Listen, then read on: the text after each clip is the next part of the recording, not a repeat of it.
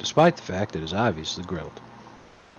Have you watched the Infinite Steam Hams thing yet? I was watching it earlier today. It's pretty good. I mean, I'm willing to trust that it's alright, but I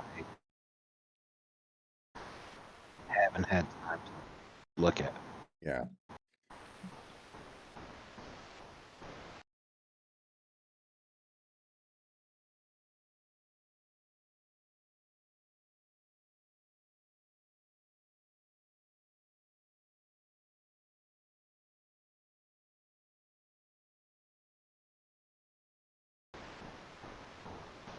All right.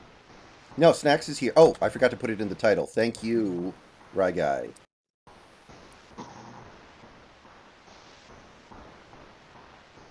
Okay, title updated. What's up, Chris? What's up, Rye Guy?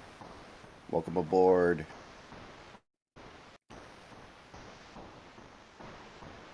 But yeah, Snacks is here.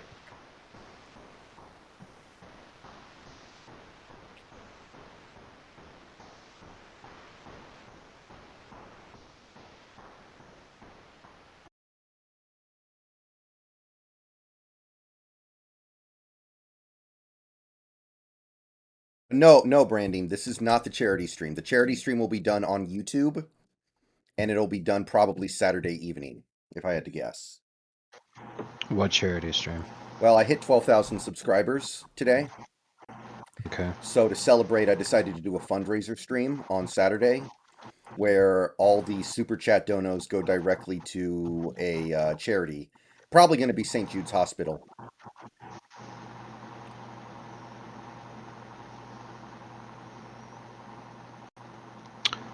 I have a couple of questions. Okay. What what is actually going to be done during this stream? Is it just going to be talking about football like Yeah, it's going to usual, be a or? normal stream. The only difference is we're celebrating the fact that I Mhm. hit 12,000 and that Okay. all super chat donations are funneled directly to a charity. YouTube allows that functionality. So it's just going to be a normal stream otherwise. Okay. Second question: can I actually have input on the charity? Well, potentially, but I would have to like do the due diligence to make sure it's worth I money. know. Mhm. I know. And I'm being dead serious. I'm not thinking of fucking with this. Yeah, yeah. I'm not married to St. Jude's Hospital. It was just the thing that stuck out to me when I was initially looking for one because it has to be on the list that YouTube has set up. That changes everything. Okay. I think you can request they add another nonprofit, but I don't know what the process is like. Well, that's exactly the reason why I wanted to have chat. I don't know too much about St. Jude's and all this, but I do know a fair amount about Susan G. Komen, as an example. Now, there's a lot of charities which are very much like Susan G. Komen, wherein it's a legitimate problem that people are very concerned about, so they donate a large amount of money to that organization, and then that organization actually does nothing in terms of actually helping. What they're claiming that they're doing with people's money is not at all what they're doing with people's money. Right. So, That's why I looked up St. Jude's and determined that they were a high end charity that is actually doing right, pretty good. right, which is certainly fine and everything, but if it has to be on YouTube's pre-approved list, odds are good that they're not going to have very many legitimate things there. It's probably going to be things which are considered, like the easiest and least likely to cause any trouble way that I could say this is it's very similar to the whole FTX thing, where like a lot of influential people got wrapped up in it because it was seen as what you did. If you were going to participate in some kind of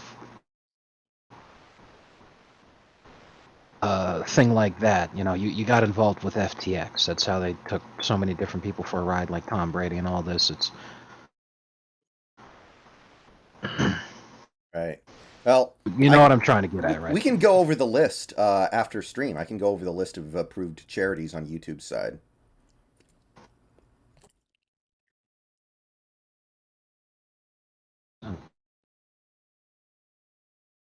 You go I, ahead and finish up the boat. I'll get working on the car.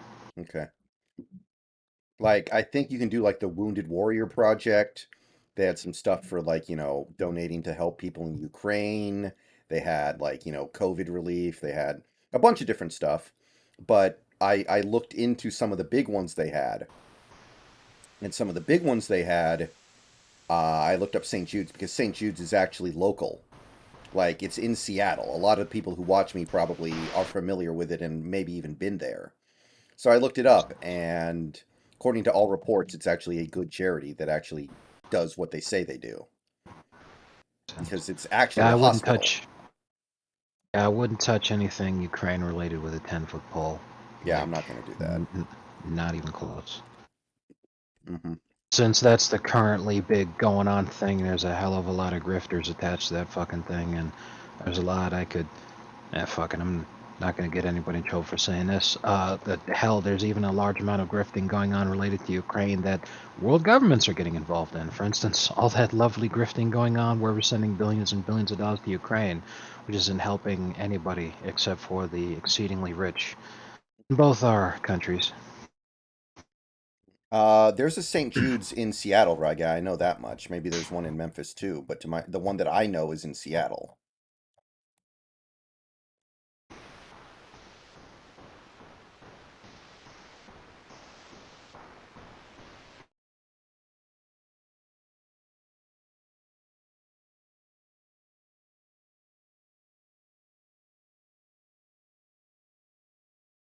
But believe me, I am well aware of the fact that some charities really suck.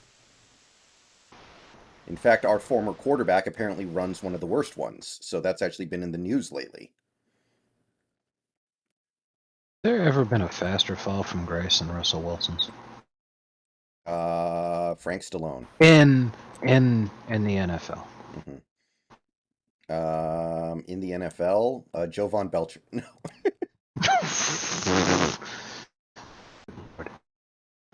I would have gone for O.J. Simpson. Yeah, but he was retired by the time he fell from grace. Okay, then Ray Rice. Oh, that's a pretty good one.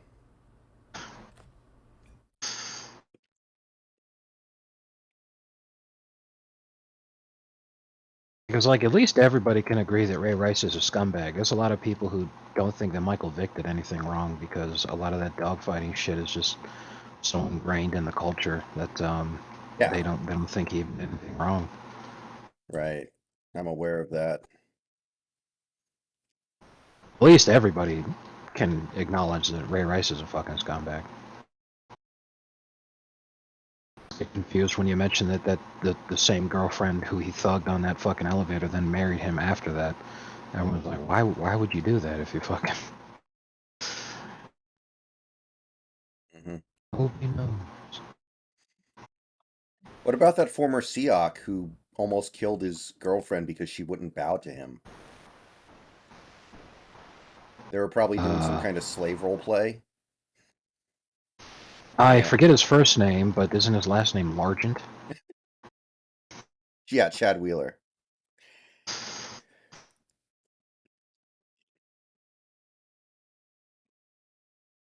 Yeah, Santi, I saw Sons of the Forest is actually killing it on Twitch right now. But me and Snacks played the original Forest a couple years ago on YouTube, and I wasn't crazy about it. He didn't like it very much. So I don't know if this one's any better. Yeah, what I really didn't like about it is that it was a survival game with a story and a direction it was going in, which I love. However, it was too fast paced. In the sense of you couldn't go at your own pace to handle the story and all this kind of shit. It's like the game says, okay, you've been alive for 7 days, so we're already gonna start sending like end game level monsters at you to fuck with your base.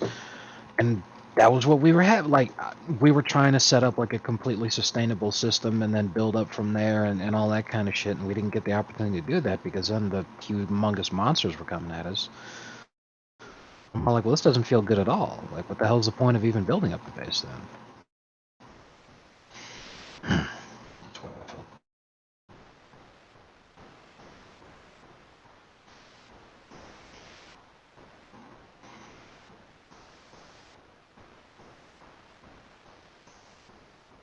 mean, maybe Sons of the Forest is better, but I wasn't even aware it was coming out until I saw it on Twitch today.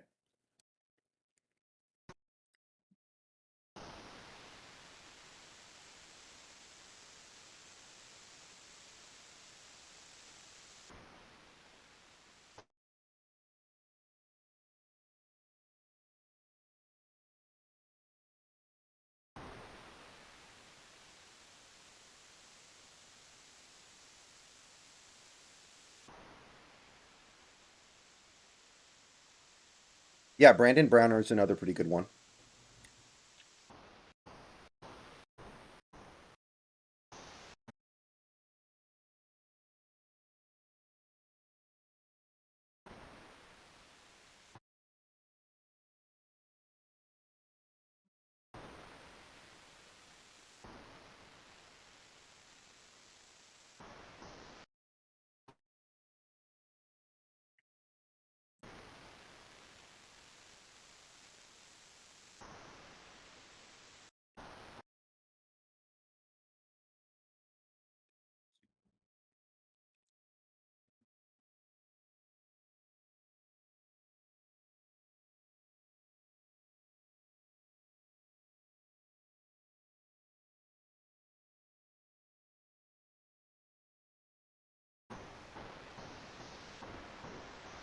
Brandon Browner.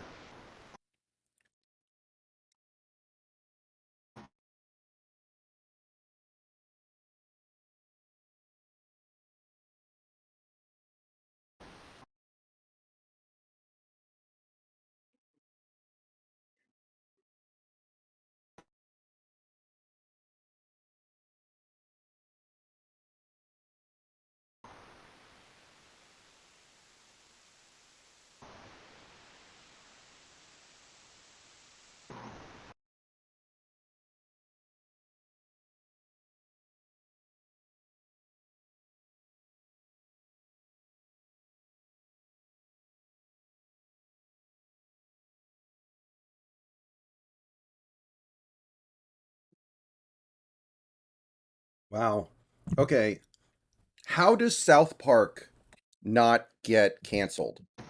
Like how does that work? It's not even that popular of a show anymore. How are they pulling this off? What of? Like, okay, so South Park's new season has done 3 episodes. The first one was about the tiny hats who run Hollywood. The Oh second boy. one was about car parts in bathrooms, and somehow they're still on the air. I'm like, how are they doing this?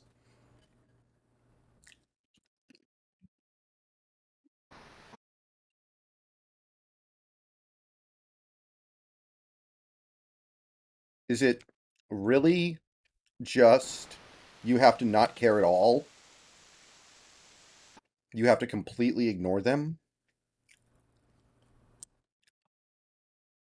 Is that the trick? I have no earthly idea. Is it possible to learn this power?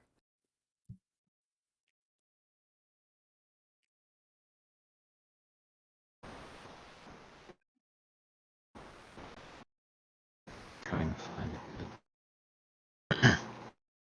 Like Richard Segway.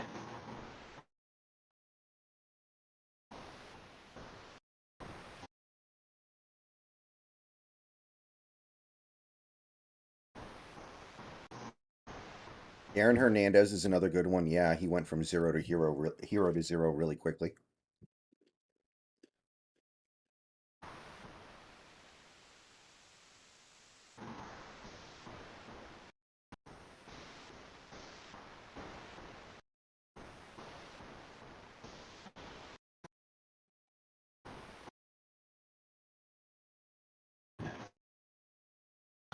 Feel like the exact opposite case in terms of going from zero to hero was Reza. Hmm. I wonder if he's going to have an NFL career now because he's been cleared, or well, the charges were dropped. He wasn't cleared. Probably because he actually was a really good punter, and People have done worse and stayed in the NFL, so I don't think it's going to end up being that big of a deal. I'm Matt Araiza, and I have no recollection of what happened last night. I cannot believe that he actually like he fucking realizes that the cops are listening in, and the conversation's clearly fucking a setup.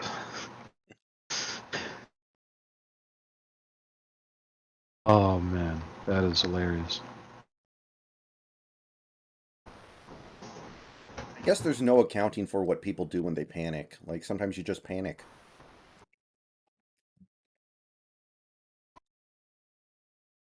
and you do something stupid. Oh, now yeah, like I feel fucking retarded now. I've been trying forever to finish up this goddamn, like, look at this. This is how you finish the fucking Jeep. You can open the fucking doors. I didn't know that. Aha. That solves literally every problem that I've been having for the last 5 minutes trying to finish this.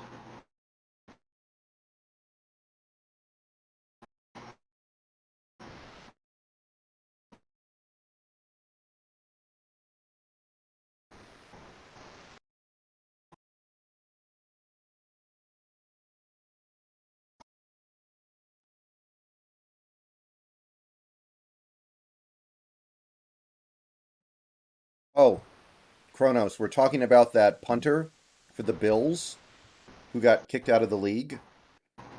Or, well, he got cut because he got accused of sexual assault when he was in college. And basically, the girl who he supposedly sexually assaulted was on the phone with him trying to get him to admit what he did because because she had the cops on the line and they were basically trying to get him to say something that implicated him. And he realized what was going on, so he just suddenly goes, "I'm Matt Araiza, and I have no recollection of what happened that night," and hangs up. Now, see, thinking back on it, I actually think he may be screwed because one of the things is that the girl was underage, Mhm. and from that conversation before he did that, from what they were talking about and everything, he was telling her that she should probably get checked because he tested positive for some sort of STD or whatever.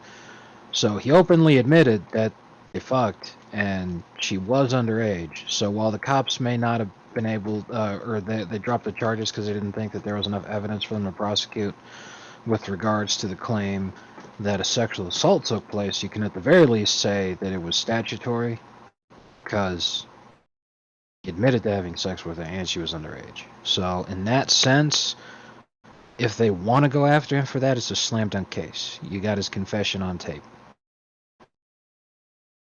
Mhm.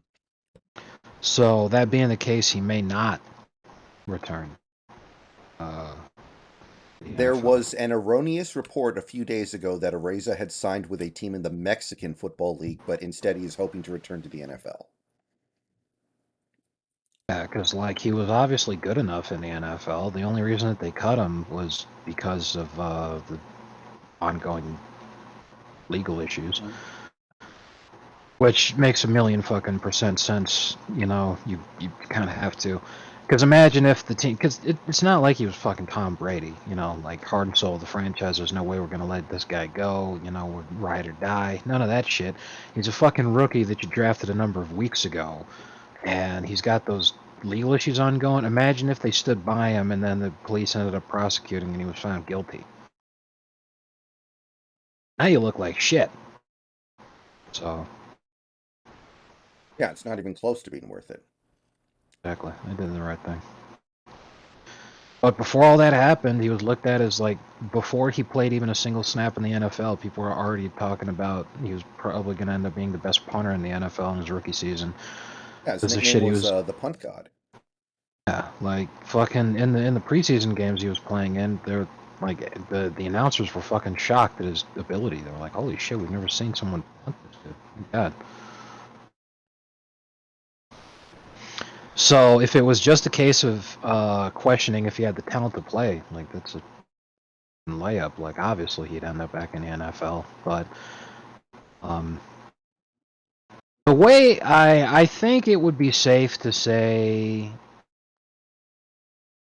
seasons, then he'll make the return.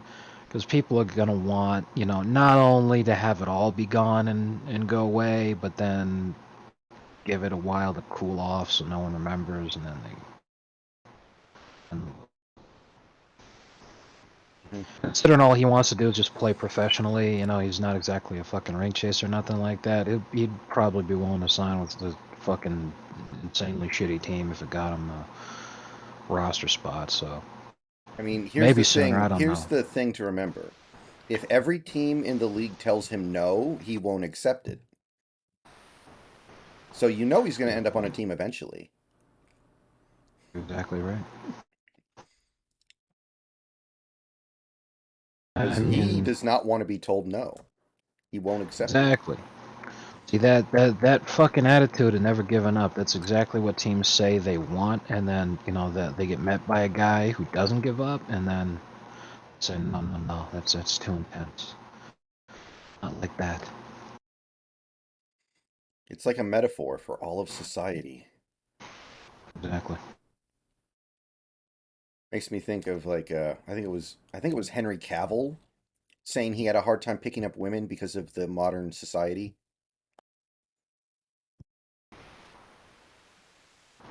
Because It's like the only thing that made it easier was when I became insanely famous and rich.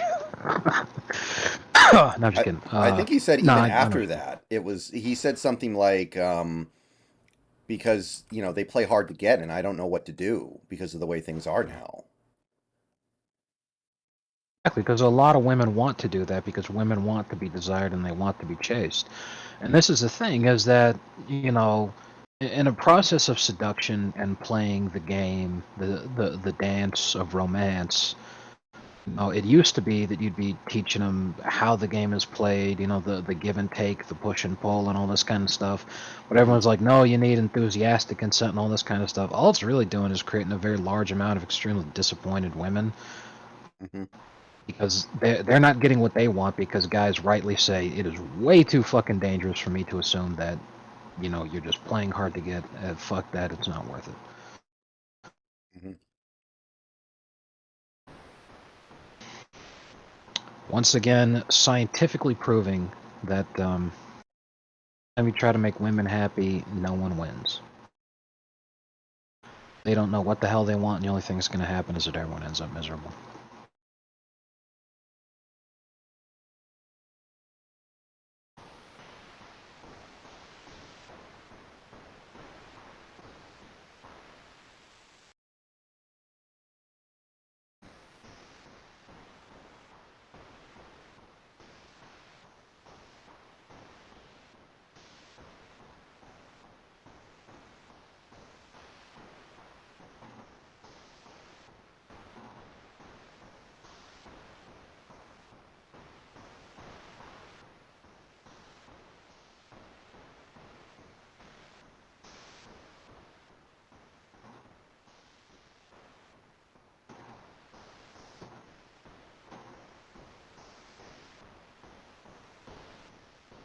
Oh yeah, AJ Johnson. I remember him. He played a little bit in the last game. Huh. I actually didn't know about the false accusation of rape though.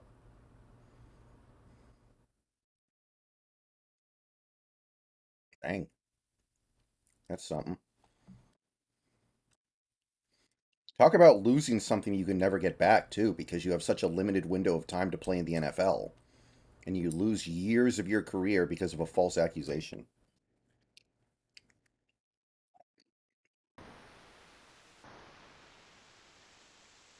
Yeah. This is actually a fucking hedge maze, and we have to run around and find our way through the hedge maze and clean shit. This is.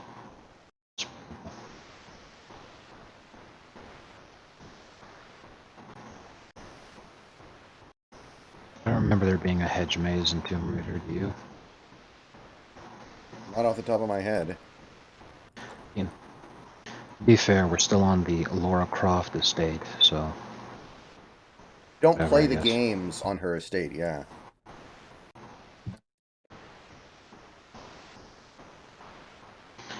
It'd be like if they released a James Bond content pack and you had to clean MI6 headquarters. You'd be like, wait a minute, I don't remember this. This seems familiar at all. What the hell's going on?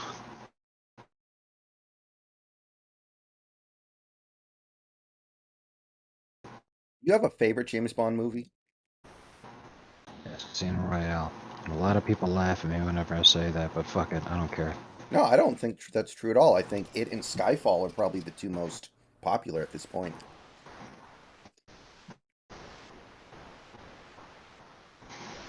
I think that Sean Connery is extremely overrated as a Bond because no, it's a case of people don't want to let go of what they grew up with. But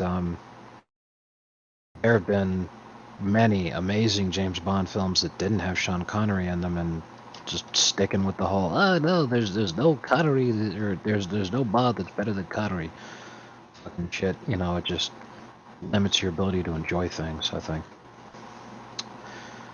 Um, feel that the best look for Bond was probably Pierce Brosnan, but Mhm. the Brosnan Bond movies are actually my least favorite. The only one I liked was Goldeneye, and that was because of Sean. Yeah, the Brosnan Bonds are pretty lackluster. Yeah, they really they really bit into you know pop culture and trying to make audiences happy with what they thought that they wanted and all that kind of stuff. And it's, in a way, you know, it's admirable because it's kind of what you'd wish they'd be doing, you know, trying to make the audience happy.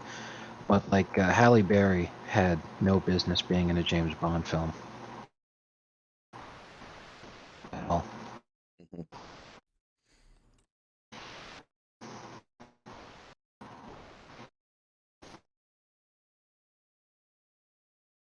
Oh, very interesting. Um, find where you're at and then have you follow me real quick. Okay. There you are. Stop moving. Okay, follow me.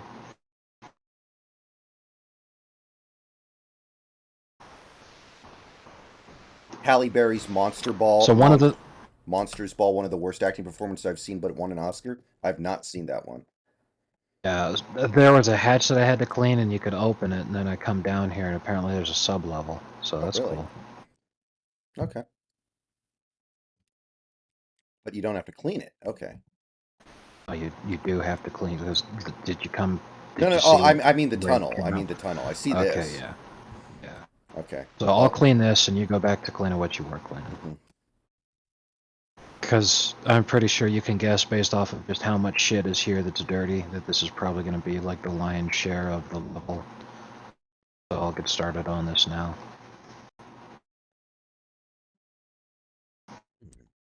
Yeah, I never saw Monsters Ball, so. I did not see Monsters Ball either. However, I do remember at the time people were absolutely losing their fucking mind over Halle Berry, and I never understood it because I didn't think that she was that impressive as an actress, and I didn't think that she was that attractive.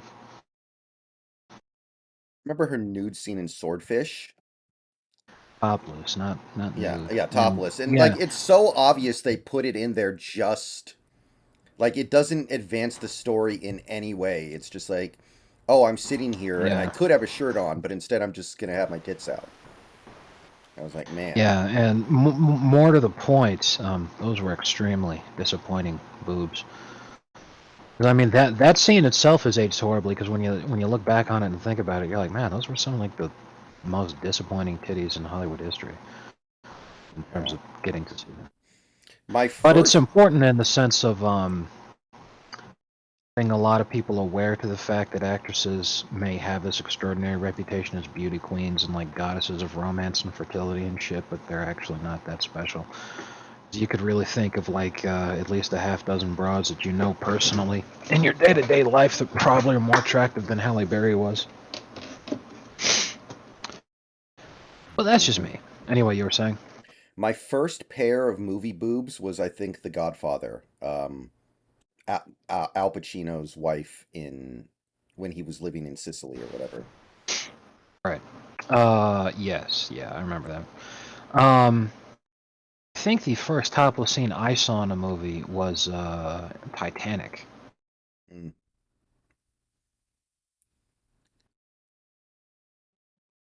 See, I watched Titanic when I was very young, but I only watched the second half when the boat was going down, so I didn't see that.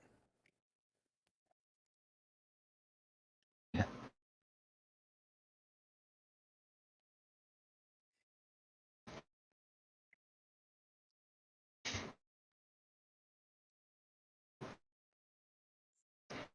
He didn't want the topless scene left in the final cut, but was offered an additional 500K. Well, that was not worth 500K. Sorry, I'm just speaking facts. The Halle Berry nude scene in Swordfish was not worth 500K to the filmmaker. Sorry. It did not make that film any better. Yeah.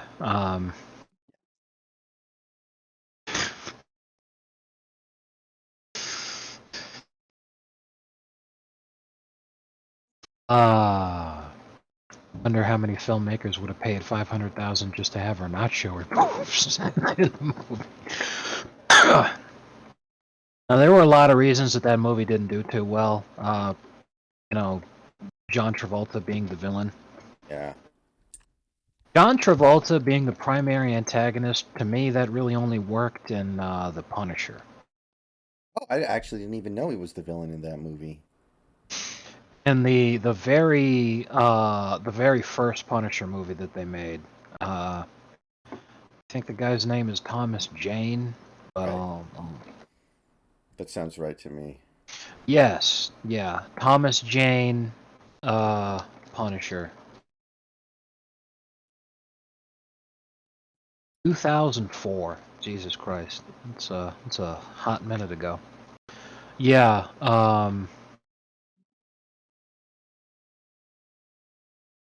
John Travolta was the antagonist in the 2004 Thomas Jane Punisher movie, and he did a good job. I really liked that movie.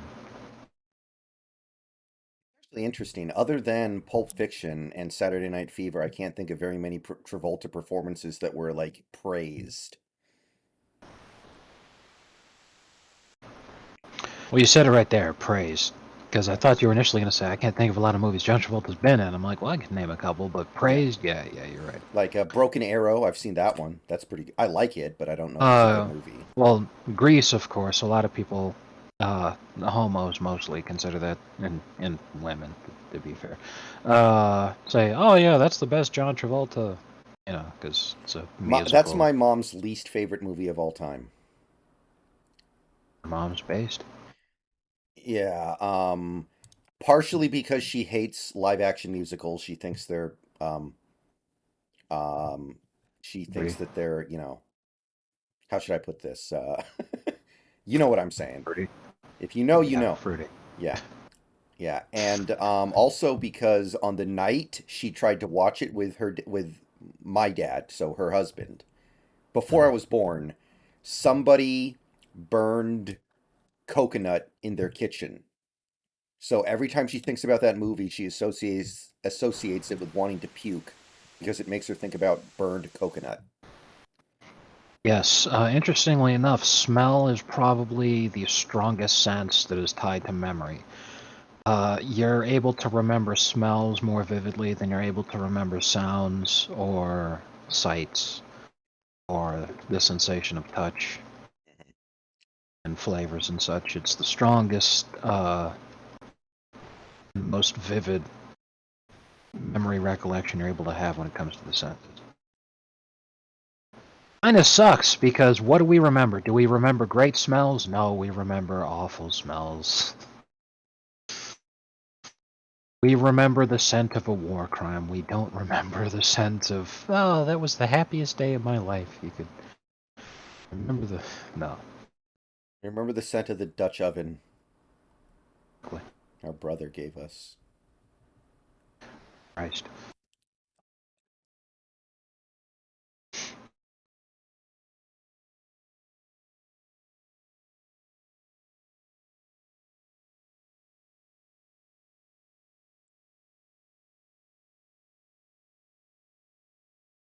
Remember the Seth MacFarlane Oscar when he hosted the Oscars and he did No, the tits song? no, I don't remember that. It was actually, I mean, people were not happy about it, but they got exactly what they paid for when they let Seth MacFarlane host the Oscars. Like he's gonna do stuff like that. So how mad can you be about it? That's why Ricky Gervais did a much better job. Mhm. Was that the Oscars or was it something else? No, that was I think that was the Golden Globes. But at this point, who cares? They all blend together. Exactly. It was by far the best hosting of any award show ever. Hmm. It was pretty funny. I was watching a YouTube short that was recommended to me the other day. It was Jim Carrey was talking about the Will Smith slap, Hmm. and he was all like, "Yeah, that probably killed Hollywood right there, because after that moment, I don't think anyone's gonna care about anything that we do or say ever again." And I'm like, "Really? You think that's what fucking killed the Golden Goose? All right, Hmm. Jesus."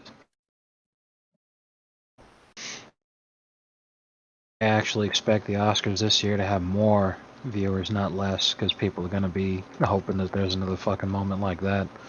I imagine they've taken measures to make sure that can never happen again. For instance, Will Smith will never be allowed back. Mhm. I think need to go a little further than just Will Smith. Yes. Ada Plinkett Smith will never be allowed back.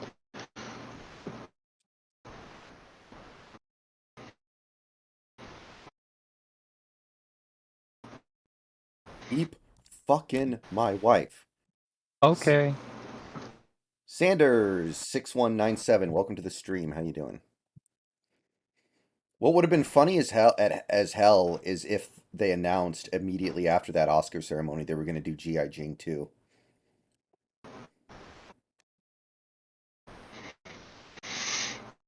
Yeah, but if you don't have Jada as the protagonist, lead role, that's just a messed up opportunity. I mean, granted, the fact that it is, you know, her being bald as a result of a medical condition makes it, less funny, granted.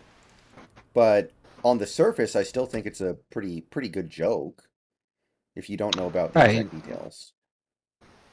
It wasn't even in bad taste. It was just like, heh, it was just like, it was low effort. It was just a joke. And Will Smith thought it was funny at first. He laughed, and then she fucking ice grilled him. So then he just goes up there and fucking snaps because, dude, I don't know what the hell's problem is. He's a cuckold. That's all there is to it. Fucking feel bad for the guy. You know. All I can do is just sit there and imagine, like, this cannot be how he thought his life was gonna go. Because I forget which one it was, if it was Salt or Peppa, but the '90s female rap duo Salt and Peppa. One of them was talking about she was dating Will Smith during his Fresh Prince of Bel-Air days, and even though he was at the time the most financially well-off guy that she'd ever been with, she was like, he just seemed like a dork, He was all happy-go-lucky, and he was all extremely polite and all this, and I'd mostly been dating gangster rappers for my entire fucking life at that point. But I just thought he was boring and all this shit, and here I am now, I'm in my 50s, and I wish to Christ that I actually was with the guy, because I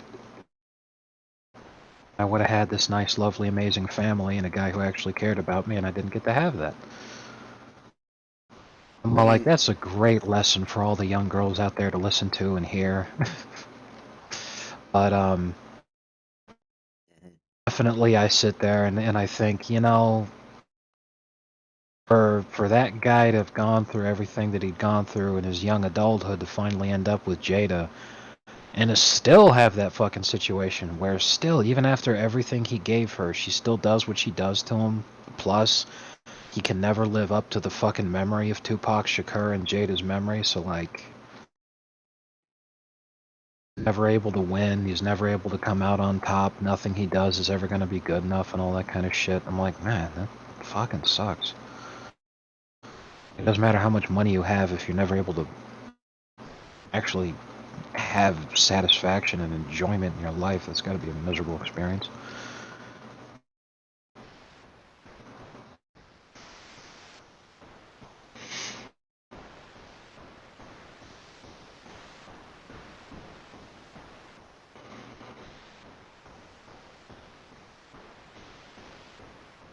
Hey, I don't get that satisfaction or joy in my life either. Plus, I'm broke, so I'd rather just take the $400 million net worth.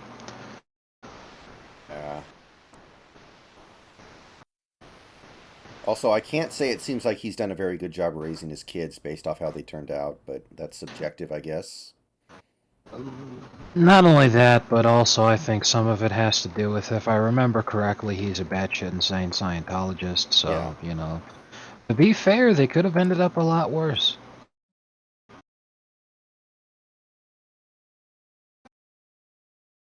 That's about the only thing I have to say. Wonder who even is the head of Scientology these days, because obviously L. Ron Hubbard's long dead. It can't be him. I wonder if Scientology has like a dear leader. Tom Cruise? Yuck, yuck, yuck, yuck, yuck.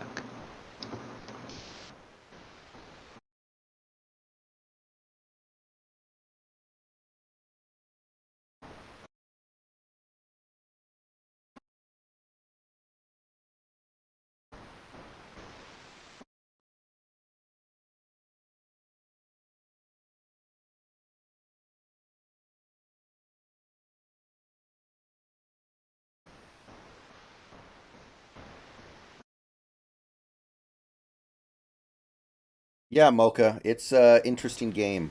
I like it. It appeals to a certain kind of person, admittedly.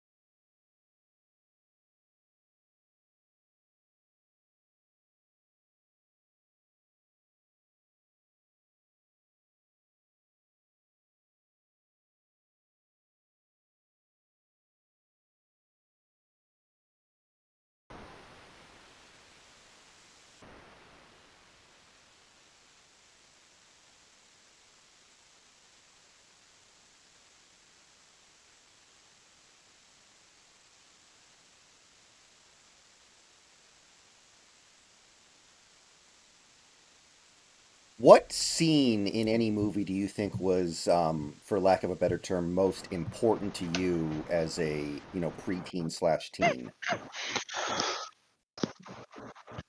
Just as an example, like we were having this conversation some years ago in one of the discords, and Zithers actually said, Attack of the Clones, Natalie Portman wearing that skin tight costume she wears at the end was very important to 12-year-old Zithers. And I asked Moogle, like, what's your example? And he actually said the scene in Flashdance. Oh, so you didn't mean important in the sense of like a life-changing experience. You meant what was the scene that basically activated puberty for you? Kind of, yeah. Okay.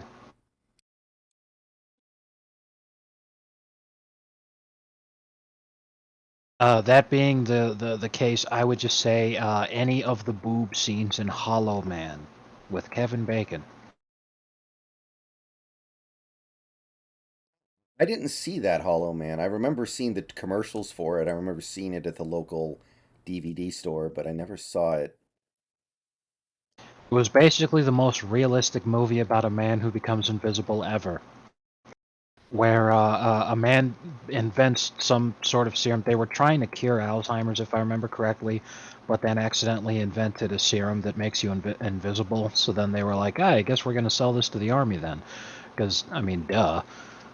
So they were about to run out of funding, so Kevin Bacon refusing to allow that to happen. I mean, he's essentially done one of the most extraordinary things ever. He's like, this is a Nobel Prize and a half. Like, this is a fucking amazing moment.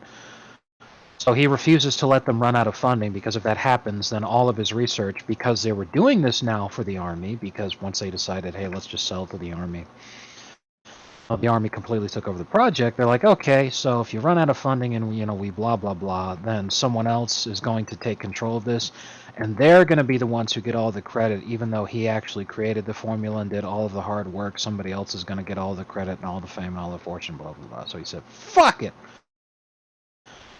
He used himself as a guinea pig to conduct human trials, so that they'd be able to get to the end what they were trying to do faster because they needed to do human testing. The formula. And right, and then he became invisible. So once he was invisible, what did he do? He basically just snuck in while women were sleeping and sucked on their titties. And I'm like, yeah, that's exactly what an invisible man would do. He would just he'd hide in the ladies' room and just fucking creep on them. He'd go into the women's locker room and just creep on them. That's exactly what a guy who's invisible would do. Yeah. Oh, Santi, yeah. I remember, like, God, this was like 13, 14 years ago. I was at work and somebody put that scene on one of the computers and I had to leave the room because people were going to find out if I stayed in there for too long. He's talking about the Salma Hayek scene from Dusk Till Dawn, the dancing scene with, I think it's at the beginning of the movie. Oh no, no, no, no. That I understand why you think that because it's at the beginning of the actual part of the movie that people like watch that movie for, but it's extremely close to the ending. Oh, okay. But it's yeah, because like From Dusk Till Dawn is one of the most batshit insane ideas for a movie ever, where it seems like George Clooney and Quentin Tarantino were playing these two brothers who are like insane bank robber type guys, and then they just seize this family of three. A single father who's a minister, and then his two kids. They basically just take them as hostages so that they have them as leverage so that they can safely escape to Mexico so that they don't have to face punishment for their crimes of not only all the bank robbing that they've been doing, but Quentin Tarantino is a complete fucking psychopath and he just keeps murdering people. So they're wanted for armed robbery and murder. So they're just chilling out, in Mexico. They finally made it. So this is like the last night that they're going to have the hostages there. So they're like, okay, we're going to go to this bar here, this trucker bar, because they're celebrating or whatever. That everything went okay. They made it to Mexico safely, and none of the hostages were killed. So there they are. They're celebrating in the bar, and wouldn't you know it, the bar was actually built on an ancient Mayan pyramid, and this bar is not actually a bar; it's a trap. So that the vampires can feast off of truckers because no one's going to wonder where these truckers went because they're truckers. So So it's like a just like like a genre shift. right, and just like that, the movie goes completely batshit insane, fucking bonkers. And like I said, that's the beginning of the movie where people actually pay attention to the fucking thing because while they're still pretending that it's a strip club bar thing, Salma Hayek is performing this titillating and seductive dance routine, and right at the end of it is actually where the beginning of the vampires part starts, where uh some sort of fight breaks out. Somebody gets shot, so he's bleeding everywhere. And then Salma Hayek goes crazy because of the blood, and then she becomes a vampire too early, and everyone's like, "What the fuck?" And then all the other vampires turn into vampires, and everyone starts dying.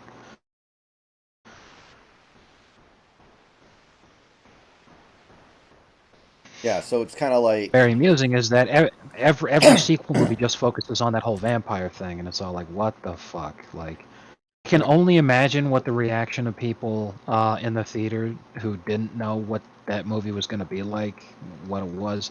Matter of fact, I'm going to go watch the trailer for the movie right now to see if it actually let people know that that's what was going to happen. Because, like, the movie before that is, I think, 70 or 80 minutes of played straight, that whole thing that I was telling you before.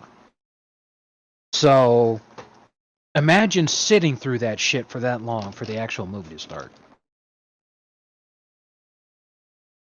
it almost sounds like Predator because Predator was a Rambo movie that got interrupted by an alien.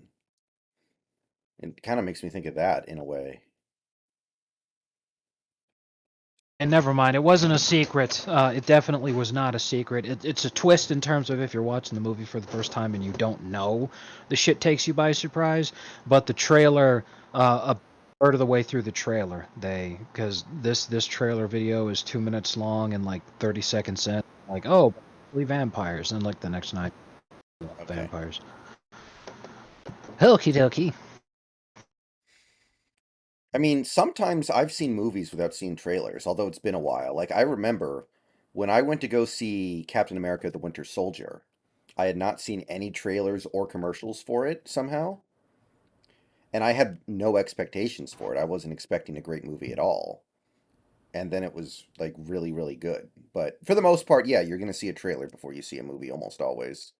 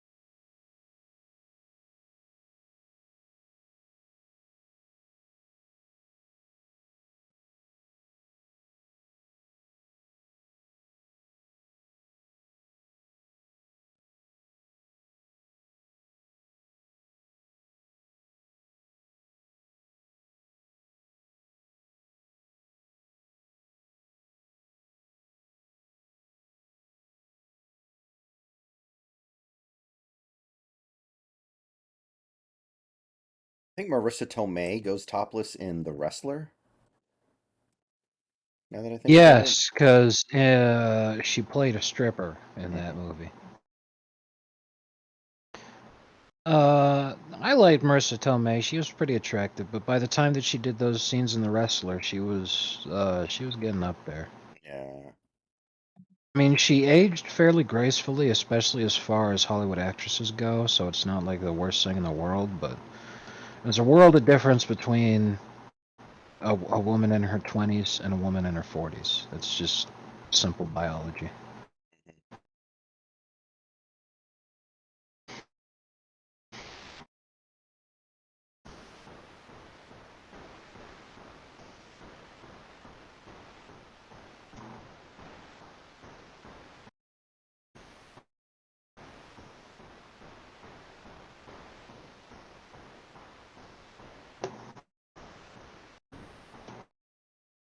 Carla Gugino in Sin City.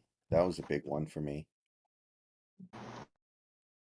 Which character did she play? I think she was the cop that Marv liaisoned with, and I think she had her hand taken off by Frodo. Oh, no, that character was not a cop. Uh, she was an attorney, Okay. and her girlfriend was a psychiatrist, so she'd often have medication there, and for the most part, she handled all the various protagonists. She was responsible for their cases. Yeah, she was the one who got woken up in the middle of the night by Marv going into her house, and she comes out with like this gun, and she's got no shirt Right. on. And Hardigan, Bruce Willis's character, she actually punches him in the face when tells her that instead of conducting the appeal process to get his conviction overturned, he was just going to confess. And he was confessing because by this time Nancy had stopped sending her letters and he was worried about her. Um, I know Jessica Alba was supposed to go topless in Sin City, but she refused to. Yeah, and that makes sense. It's not about modesty or her not wanting to do that. Instead, it's about you can only do it for the first time once, and for actresses like Jessica Alba, where that's basically the entirety of your appeal, you know, you're not actually an extraordinary performer. What you are is hot, Mhm. and you have to maximize your return on investment. You need to be damn sure. You know, like Scarlett Johansson's never done a topless or a nude scene, and that's an example of why. Because I thought she was topless in Under the Skin. Maybe she was. I haven't seen that movie in a while. check.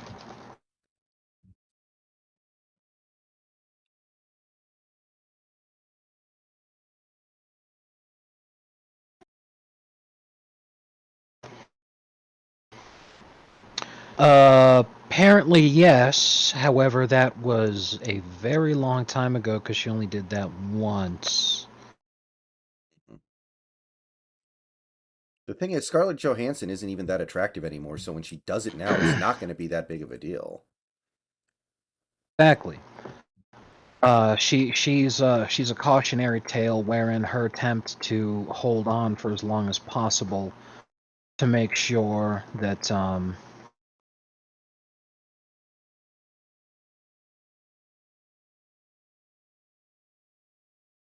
on, where's the decoration?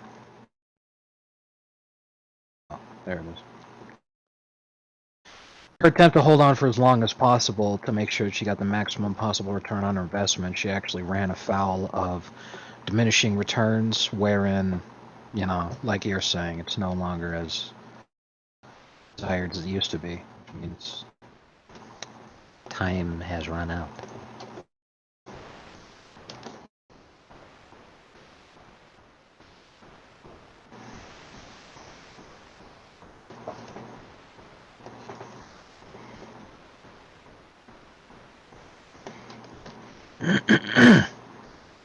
Yes, you're right. She did that one nude scene uh, in Under the Skin, which was 10 years ago now. Mhm.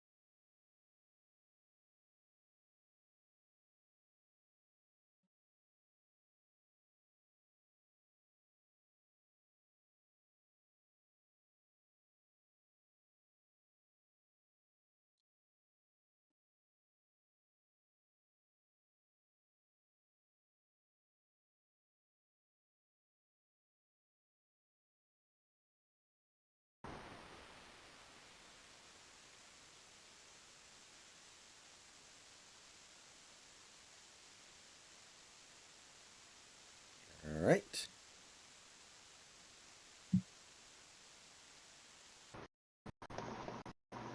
Okay, the good news is this room is actually pretty small, so there's just a lot to clean. It's just all really close to each other. It's not like the Edge Mage maze.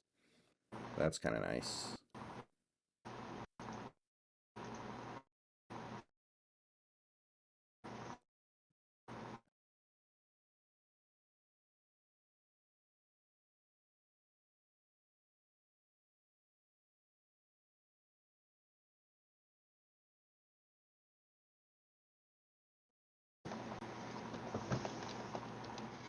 Hey, look, a dinosaur.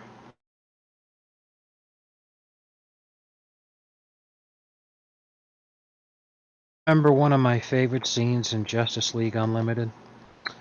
Uh, The entire Justice League is at Wayne Manor because they're reconvening at the Batcave for something they were going to do.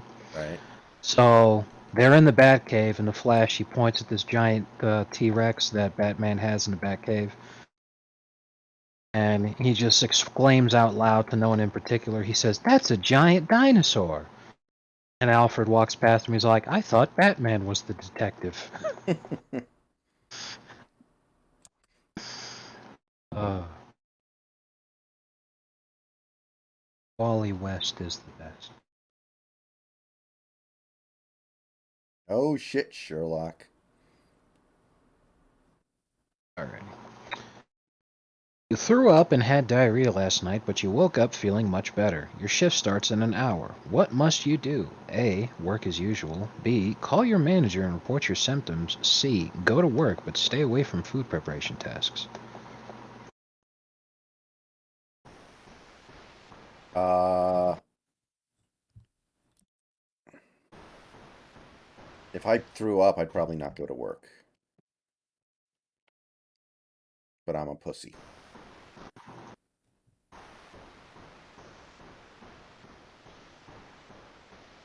The correct answer was to let your manager know and report your symptoms.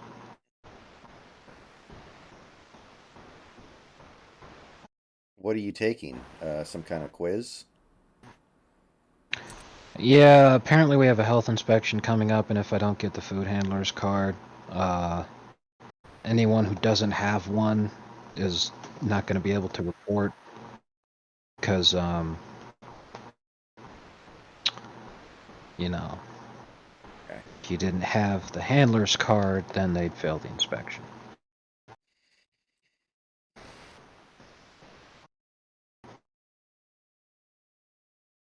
While I'm sitting here like, dude, it's gas station food. Who the hell fucking like we recently started carrying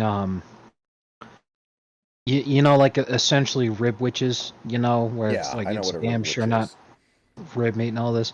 It's reminding me of the crusty rib witch sandwich thing Yeah, I remember that. where Krusty's all like, "We're no longer able to sell these rib witches because the animal that we made the meat from no longer exists.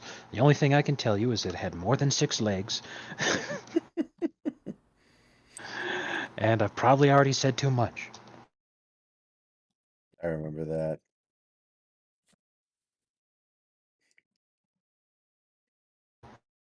You know, when I was younger, I used to eat bologna sandwiches all the time, or bologna, or however you say it. Funny. Bologna. Yeah. So I used to eat a lot of bologna sandwiches. And then I found out that if you put bologna on a car, it'll eat the paint off. That's actually a prank you can play on people. You throw a slice of bologna on their car and it leaves this little perfect circle of no paint. And when I was like, okay, if that thing can eat through a car, I don't know if I want to be eating it. Eat through car paint, then I don't think I want to put it in my body.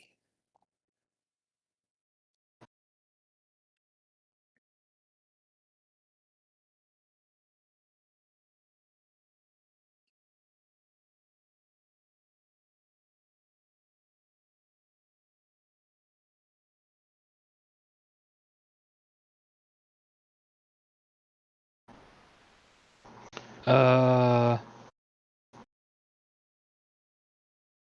huh. I'm watching a video about that on YouTube right now, and a guy left slices out for 20 hours and it didn't do nothing. Like, okay, let me see here. Oh, I think I know why. It wasn't actually bologna, it was just a frozen disc of paint thinner. Ah,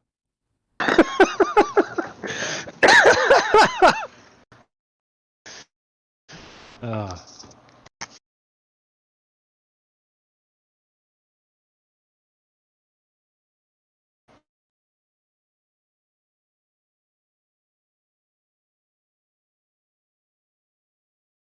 one guy I knew in college said the best possible prank to do is you pee on like a plate, like something flat. You basically pee on a plate, you put it in the freezer so that way it freezes into like this frisbee shaped disc of urine, and then you mhm. slide it under somebody's door. So when they get home, They think that somebody broke into their house, peed on the front foyer, and then just left. Very amusing.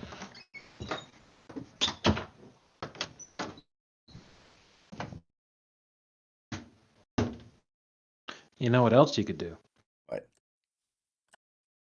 If you were a DoorDash driver, like I am, and you're delivering a pizza to someone's house, like I occasionally do, and they didn't tip you, like often happens, you could have that frozen disc of pee with you. Then you could open up the pizza box and put the frozen disc on top of the pizza, because then by the time they open it up, the disc will have already melted.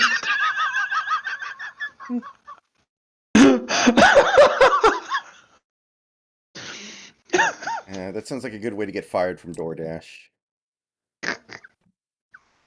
Sounds like a good way to get arrested, because there's no way that's legal.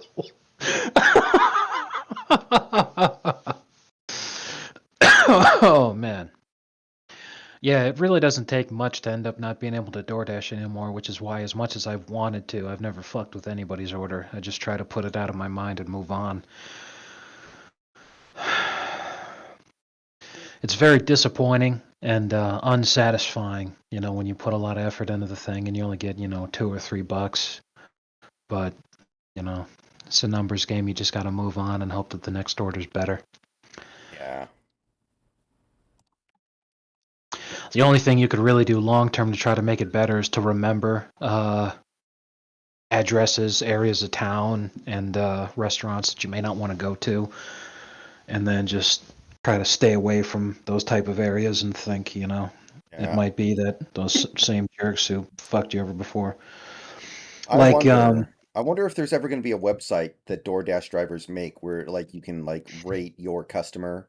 It would be something like, a long time ago, back when I first started doing this in 2020, they did have that functionality. hmm, However, DoorDash removed it because obviously they're a business. What's important to them is the money that they get from people using the service. Way too many people are shitty. So what was actually happening is that it was working exactly as they intended, where drivers were downvoting customers who didn't tip and treated people like crap. So those people were no longer able to use the app. So they were losing out on too much money that those people were giving them for making orders. So they said, okay, no more of that. You guys don't have the ability to know who's a bad customer. yeah, it would have to be a third party website. It would be like ratemyprofessor.com basically. Yeah, it sucks. But what was I gonna say? Oh yeah, the fast food wing restaurant, Wingstop. I'm sure you probably Familiar. heard of them. I've been there a few times. Yeah, as like I know they're a national chain because they like sponsor football stuff every now and again. The Bourbon Bowl, brought to you by Wingstop, shit like that. Hmm. In my area, at least, the only people who order from Wingstop live in extremely low income and high crime parts of town, and to this day, I haven't received a decent tip from anyone ordering a Wingstop order. So if I get a delivery, unless I'm absolutely desperate and I haven't had like any orders from any place, I just decline every Wingstop order I see. Why are low income people ordering Wingstop? That's probably one of the pricier places. If you're low income, you order from Taco Bell. I'm reasonably sure that you'd be able to know what I'm saying when I say this. I can't tell you why, but I'm pretty sure you can guess. Yeah.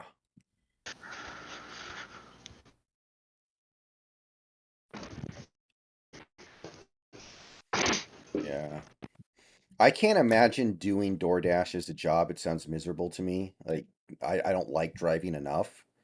I will say though, it does sound better than Ubering people around, I guess.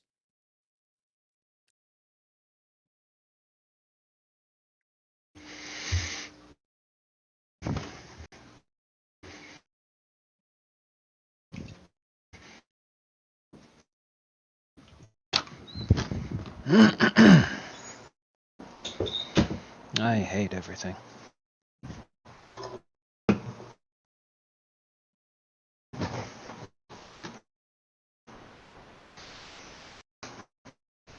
What restaurant do you say gives you the best tips, though?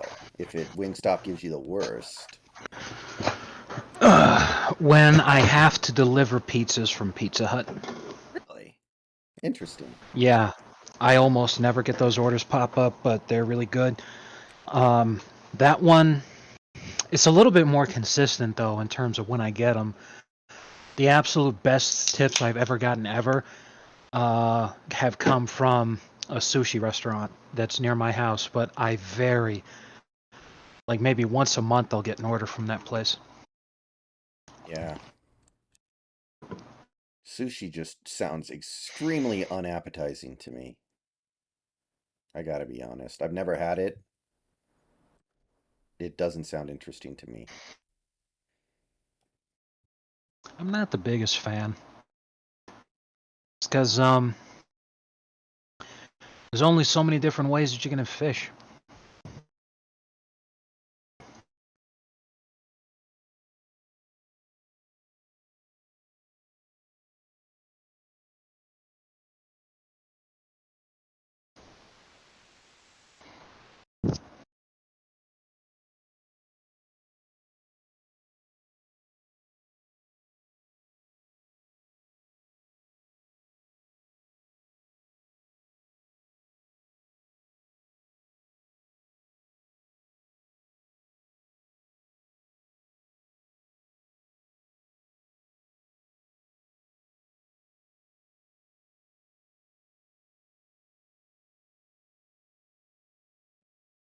Anybody wanna help milk my cat?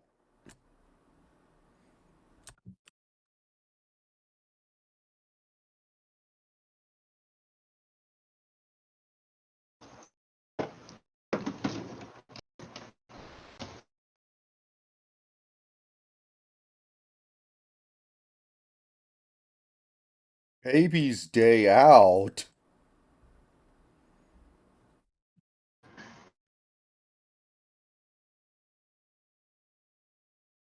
I was really excited when they announced the casting of Ewan McDonald as Obi-Wan. I thought that was a really good choice, but he wasn't really. Like my favorite Plinkett gag was him trying to pronounce Ahura, where he'd just be like, "Ooh," and it'd always be cut in this weird way that it was like you could tell that it was edited in afterwards, Yeah. and it was fucking hilarious.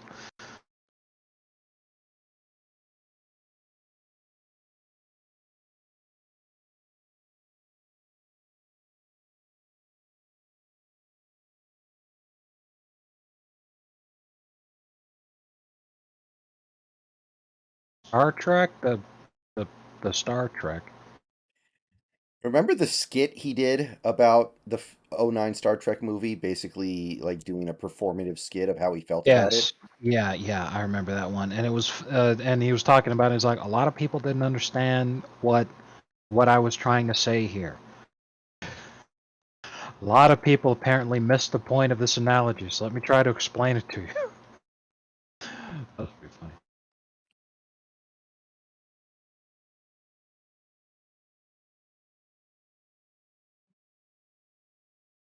I mean, it's actually a pretty accurate summation of that movie, I guess, when you think about it. Right. He was all like, it was going to happen whether you wanted it to happen or not. We didn't get a choice in this matter. But in terms of what ended up actually happening, I was okay with it. I said it could have gone a lot worse. But, again, I didn't have a choice. There was nothing I could do to stop this from happening. Yeah.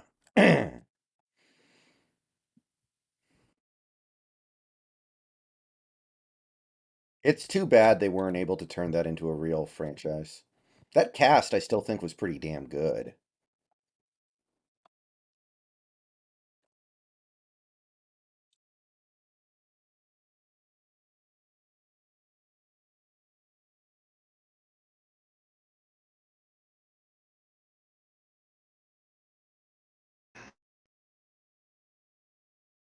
Like I think Chris Oh, Pine could make a really good Kirk. They just need to make a good movie around him. is there an actual ladder here, or do we only have this weird footstool? Right here. Do you see where I am? Yeah, I'm right here. Right here.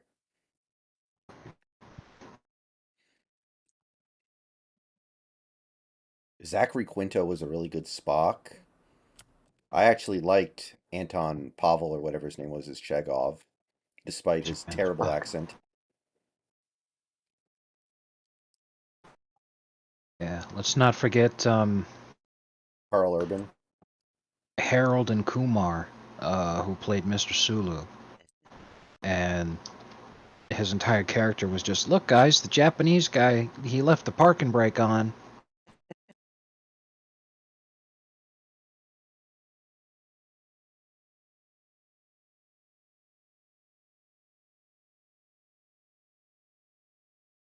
Carl Urban was really good as Bones. Yes, it makes sense because he was by far the most talented actor who was in the whole fucking thing. So, also, and this one was pretty important, is like, but I think even Plinkett even brought it up in the review. Everyone was talking about how they wanted to put their own spin on the characters. They wanted to put their own touch on the characters. And Carl Urban was the lone fucking person who was like, "Yeah, I want to do everything I could to try to emulate uh Bones, who was played. God, what's the his the name? the, the Fuck, actor." I can't remember his name. Forrest Kelly. He was like, "Yeah, I did everything I could to try to replicate DeForest Kelly's performance and mannerisms. I spent a lot of time watching every single episode of the original series to try to, you know, d- make my best Leonard McCoy that I possibly could. I know some of these younger guys are going to be trying to put their own spin on things and to make the role their own, but that's not what I'm here for. What I'm here for is to try to bring the character back to life again. You know, it's no fucking wonder he ends up having the best performance."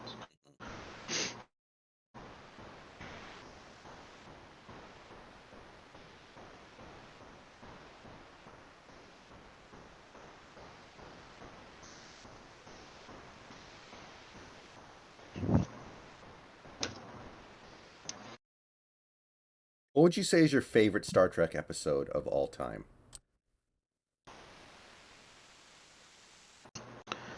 Of which Star Trek? Any Original Star Trek or original series. original? I'd have to say, um, I really like the Corbomite maneuver. I think that's the name of the fucking thing. Yeah, the Corbomite maneuver. That one, Kirk ends up bluffing a dangerous alien ship shows up, and they're is all like, state your purpose here, I'll destroy your ship and all this stuff. So Kirk bluffs them that they've got this incredibly powerful explosive aboard, and if he destroys the ship, then they'll die too. So then the whole episode becomes a stalemate where they try to find some way to actually get out of the situation because the alien ship has them trapped. But the alien ship is all like, all right, well, if I can't destroy you, then, let's talk more about what your intentions are here and all this kind of stuff. It's it,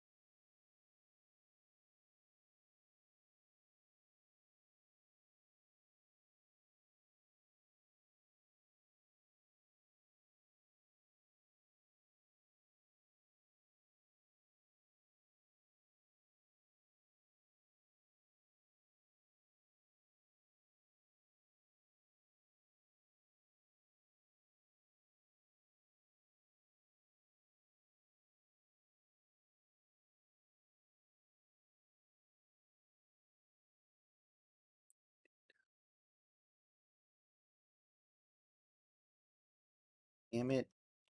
Damn it! fuck.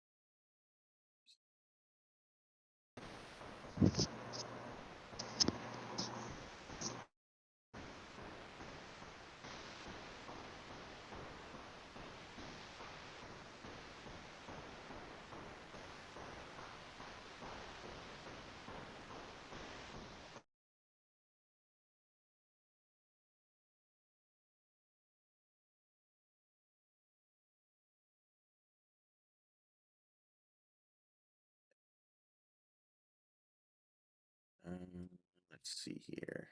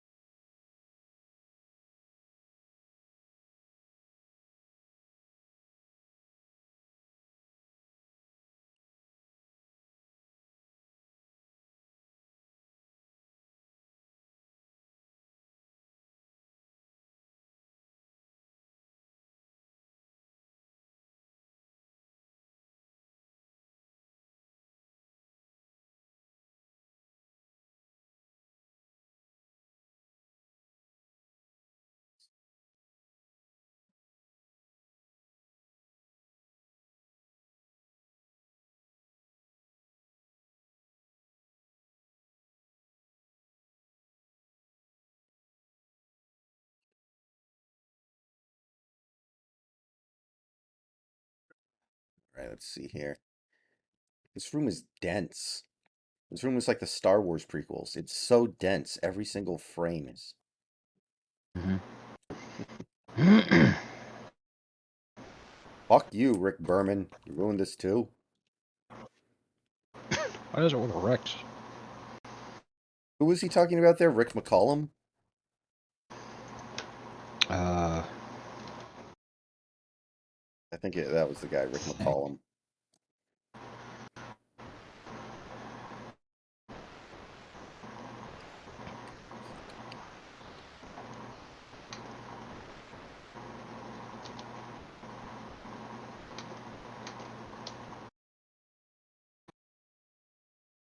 yeah, Rick McCollum.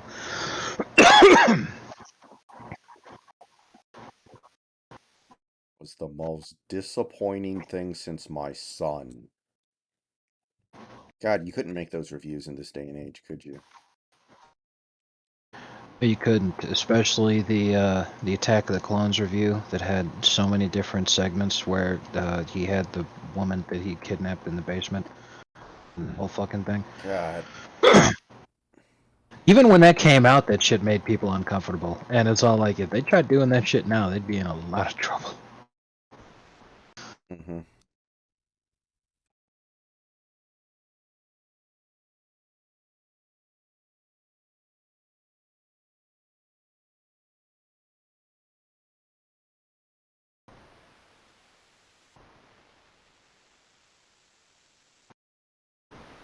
I think, other than the Star Wars stuff, my favorite one is still his expose on Adam Sandler. I think that was for the Jack and Jill review. Yes, it was. That one was fucking fantastic. Mhm. Say hello to my chocolate blend.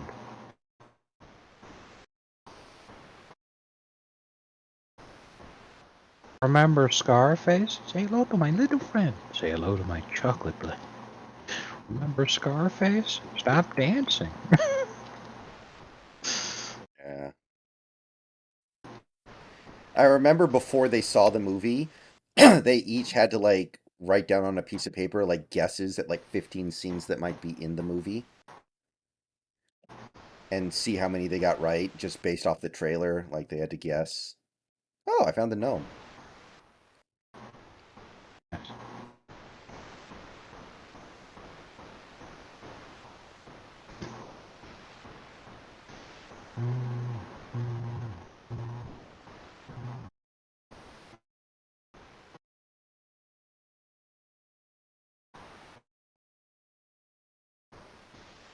it's rather impressive how fucking badly that remake completely missed the point of Ghostbusters.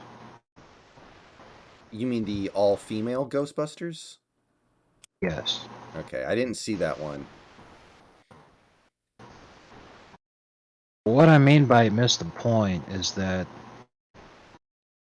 the movie wasn't really about ghosts. It was a setup of like a couple of misfits make extermination company, and the real story was friends with and stuff. It's actually the most And libertarian movie ever made.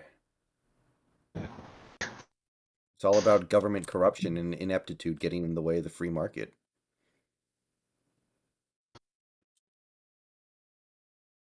I fucking love that part.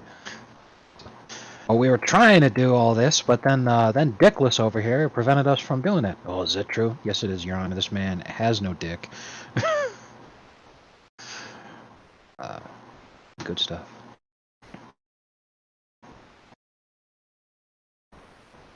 My dad has like some Ghostbusters collectibles from back when that movie came out. Like he has a Ghostbusters phone, Ghostbusters poster, stuff like that.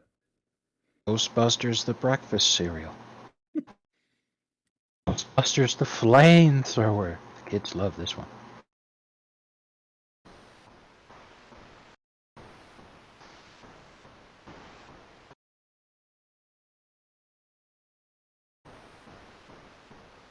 I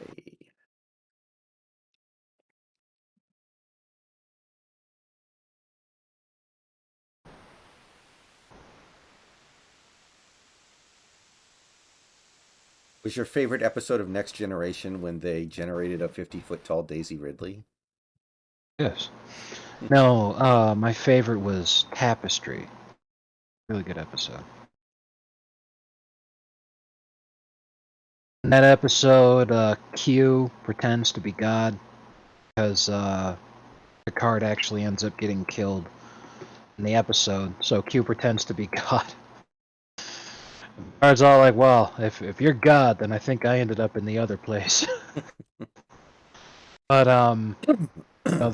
they start talking about Picard's life, and Picard mentions a couple of regrets that he had if he's really dead. So Q was all like, "What if I gave you a chance to go back and put things right that once went wrong?" So Picard jumps at the chance, so Q sends him back in time to where he's, his teenage self again, going through the academy and all this. So Picard then does exactly what he said. He wanted to correct past mistakes that he'd made, and decides that the time is right for him to push the button and nothing's happening. Interesting. Anyway, where he tries to, fix stuff in his life that he felt like he made mistakes and all this. So once he finishes doing and all that, it worked. He changed his life the way that he wanted to, but he wasn't prepared for the actual consequences of having changed his life. He didn't like fucking make it so that humans didn't exist anymore or any shit like that. It was just that Picard basically ruined his own life. So then he's talking with Q again, and Q's like, "No, I didn't do any of this. You did. You became exactly who you wanted to be. You became the guy where you fixed all these mistakes. You saw these as being mistakes because they were the risks of gambles and risks that you took. And that's how you ended up making these so-called mistakes. That's just what happens in life. But because you didn't want to make those mistakes, what you did is you became a man who always plays it safe." So then he has a life where he's he's exactly the same age, where he was a starship captain again. Except now he's just some fucking pencil pushing astronomer who's on the ship, but he doesn't have any real responsibility or any role or anything. He doesn't have anything resembling a family. He's probably just some single guy who lives at home with his cat. So Picard was all like, "Wow, well, this sucks. I don't want to live this life. I'd rather die as the man I was than spend even one day living that life." And Q says, "All right, I'll send you back. But remember, the life you had before, you ended up dying in sick bay." So he was like, "If that's the price I got to pay, then so be it." So then he sent him back to the pivotal moment, and Hard made the choice to be reckless and stupid, and he ended up getting hurt again. But then comes back to the present day, and it turns out he's not going to die after all. Q cut him a break and decided to make sure that he lived through this experience, because what's the point of learning something if you don't actually get the chance to move on with your life and acknowledge to others?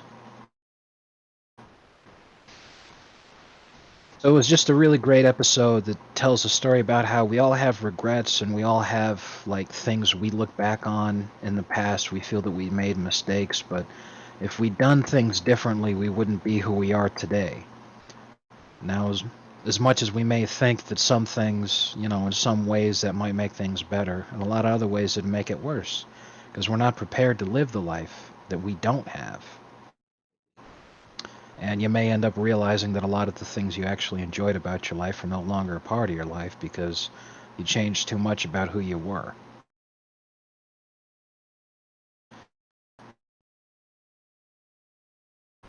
So sometimes things don't go the way you wish they did, but you just gotta live with that.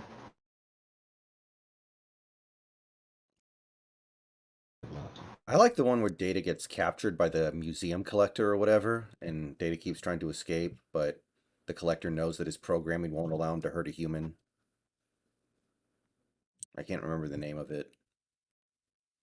The name of that episode was The Best Toys. Hmm. I know exactly which one you're talking about. Yeah, that was great. At the end of the episode, the collector actually ends up murdering somebody. Blames Data for it. And then he was all like, "Well, now that I see how upset you are that I killed somebody else, if you try to escape again, uh, I'll just murder another person." Data was all like, "Wait a minute, you just gave me a loophole in my programming. Because now you've told me that I can't let you live because you're just gonna keep fucking, you're just gonna keep murdering people. So now it's completely okay if I murder you too."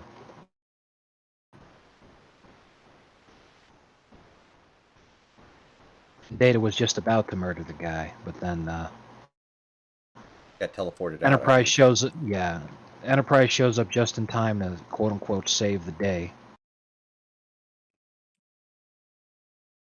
What's really impressive is that Data also learned how to lie. So he straight up lied to Riker when Riker was like, "Hey, sensors detected that the weapon was in a state of discharge when we were beaming you out of there. Were you actually trying to murder that guy?" And Data was all like, "I can't explain that. Maybe something's wrong with the sensors." And Riker was all like, "We all know damn well that you tried to shoot that guy. Now you just taught us that you know how to lie." That moment on, for the rest of the series, you'll actually notice that the Riker never turns his back on Data again.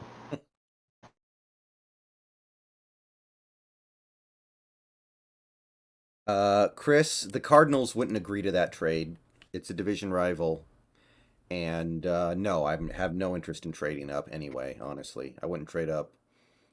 Not in this class. I don't think there isn't like an Andrew Luck level prospect where like, oh, you have to get that guy if you can.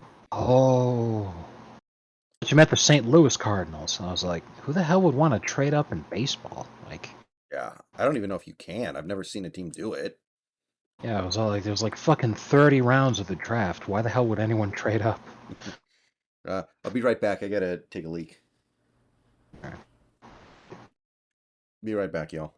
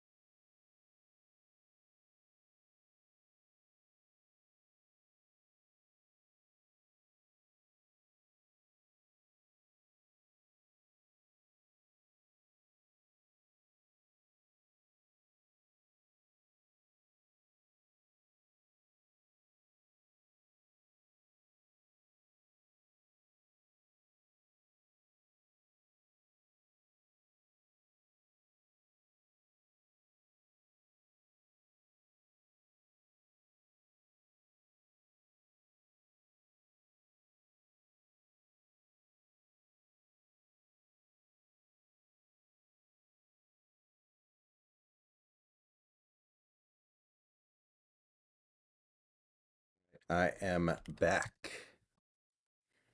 Mhm. Fuck you, Rick Berman. You ruined this too. What is it with Ricks?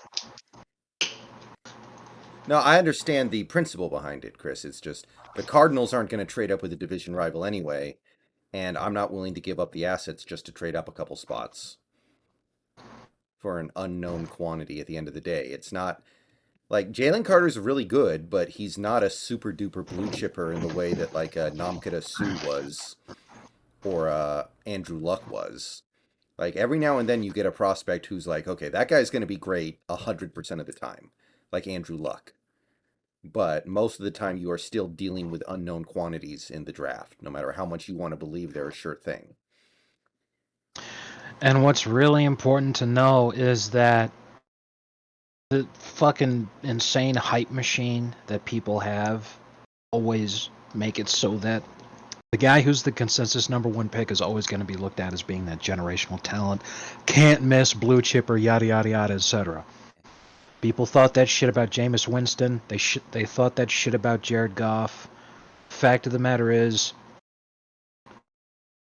you there's so much that could potentially go wrong, and so many different ways that you could get fooled into thinking that a guy is a can't miss prospect. Mhm. There's no foolproof way to think it, other than to realize that you should never, ever, ever, ever, ever, ever, ever, under any circumstances, take a quarterback with your first round pick. That's the stupidest fucking thing you could do, and people still keep doing Yeah.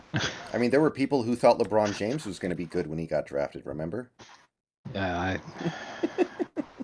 Lord, what a fucking travesty that was.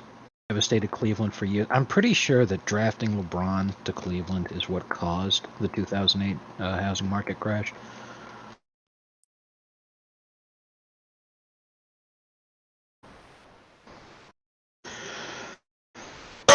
All those people having to leave Ohio in disgrace, buying up all those houses, but of course they're from Ohio and didn't have marketable skills. They never pay up the mortgages. Just a disaster waiting to happen. It was very nice to be able to refinance my mortgage in last 2 years ago. I'm so happy I did that right now. Speaking of which, I'm sure.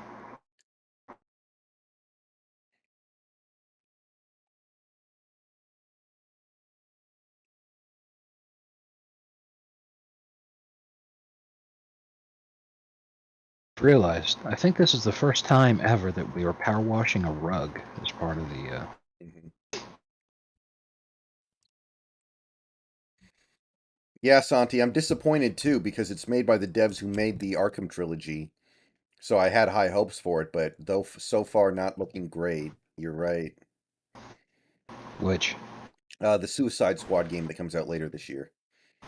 no. It's supposed to be like the Yeah, actual next Arkham game, but it doesn't look great. and yeah, when it comes to any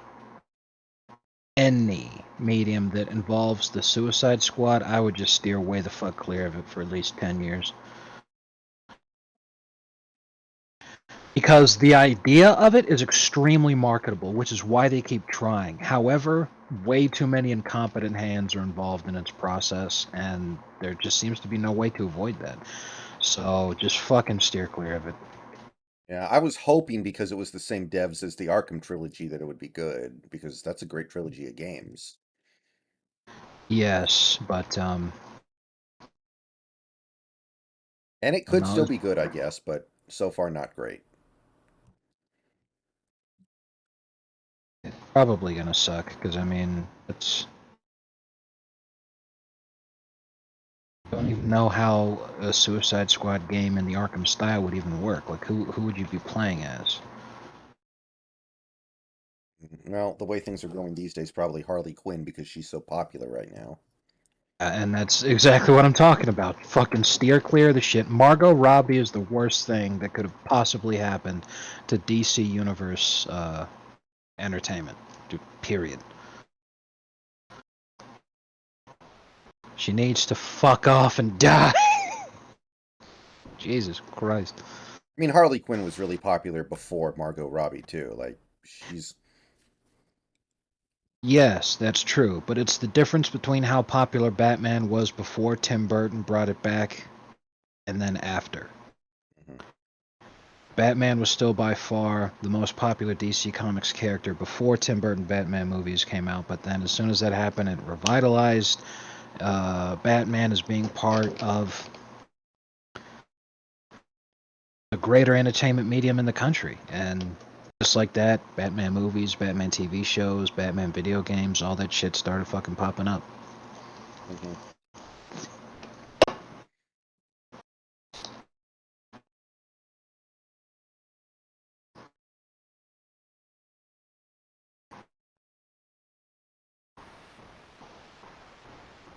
Wow. Okay, so I'm taking a look at it right now. Um, King Shark looks like shit.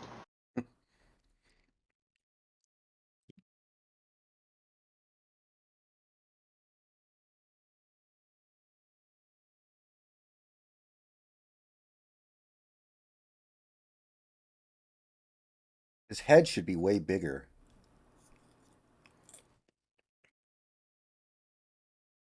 So it's Harley Quinn, Killer Shark, and then who is that? Deathstroke?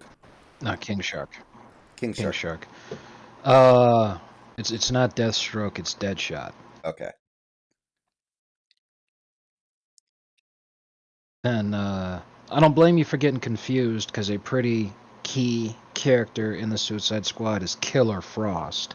Mhm. I don't know if she's in this game yet.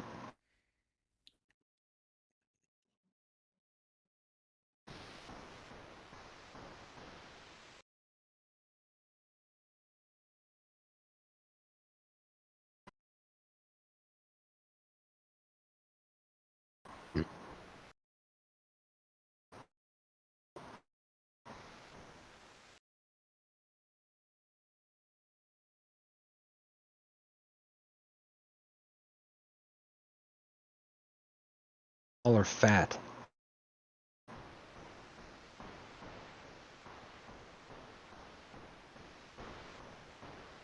That's annoying.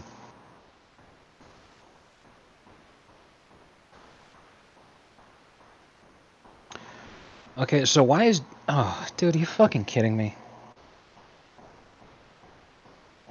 Ever since Will Smith played Deadshot, they decided Deadshot always needs to be black.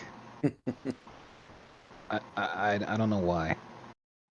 I mean, that movie is kind of. I know it was super profitable, but That was in terms of the way that audiences felt about it. That one was about as popular as the Green Lantern movie. yeah, I don't know why they're using that as some sort of like template.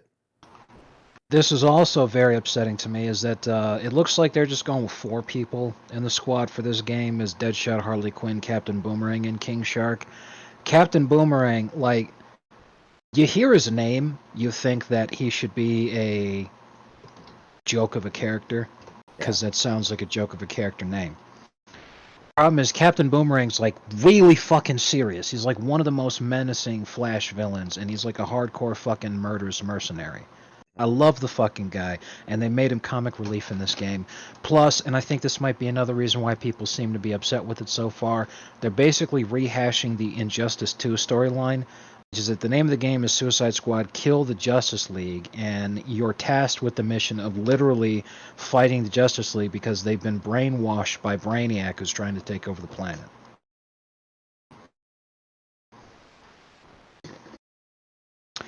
So you fight the Justice League, and then those who are free from Brainiac's control join you and help you out, and it's a Justice League civil war, and blah blah blah. Superman's the final boss, etc. So I'm like, they're just rehashing the same fucking.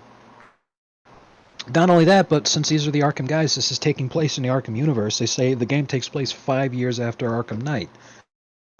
Batman's in this. How could that possibly be?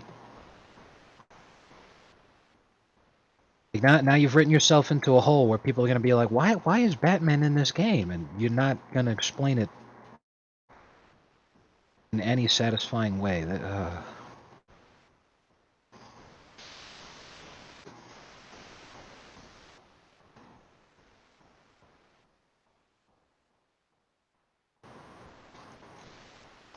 there ever been a piece of Suicide Squad media that you personally have enjoyed? Like before they started making AAA blockbuster movies? Yes, there were a couple of Suicide Squad animated movies that they did I really enjoyed.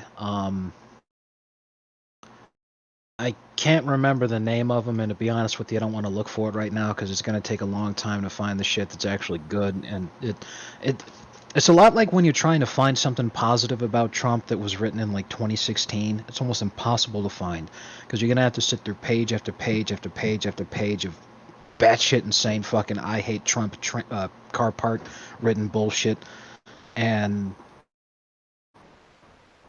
it's just not even worth it to try to look for it anymore. You know. Right. So it seems like at any given time you just only play as one of them, but you have the option to play as any one of the four, and they all have different ways that they play. That could be another reason people are upset is because when you only play as Batman, you can then refine the game mechanics in a very enjoyable way because you only have to design them around one character. If you have to design them around four, you can't go as in depth.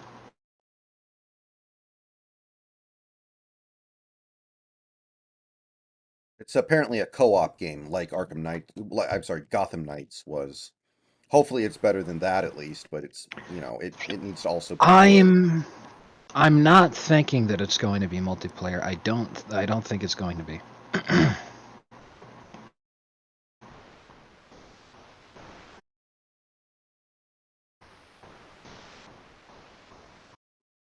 Well, I'm not against getting to skip another big release later this year.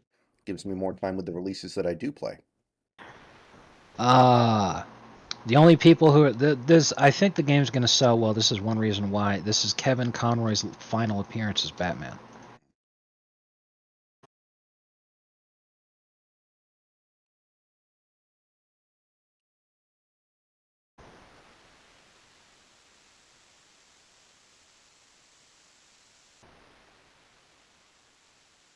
Oh, Santi, were you telling me that Game Pass is going to have Starfield, by the way? 'Cause honestly, if it does, that's a tremendously good deal. Because that's a game I want to play at launch, but I also acknowledge is probably going to suck balls, especially at launch.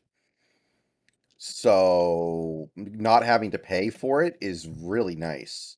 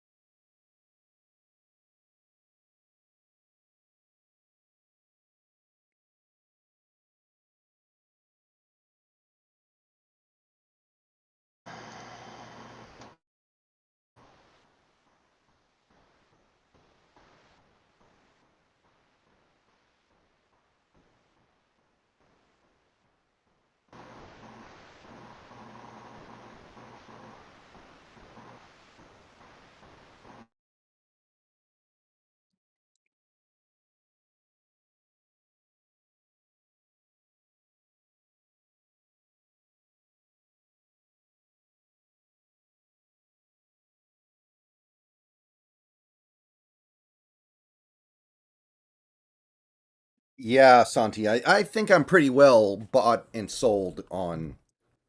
and paid for on the Resident Evil 4 remake. I would be very surprised if I didn't play that at launch.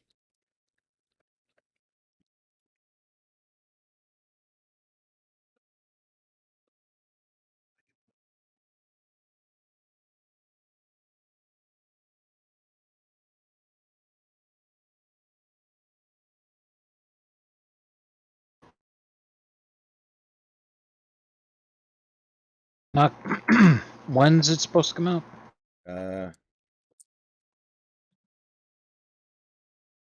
Uh, let me see here. March 24th, so basically a month.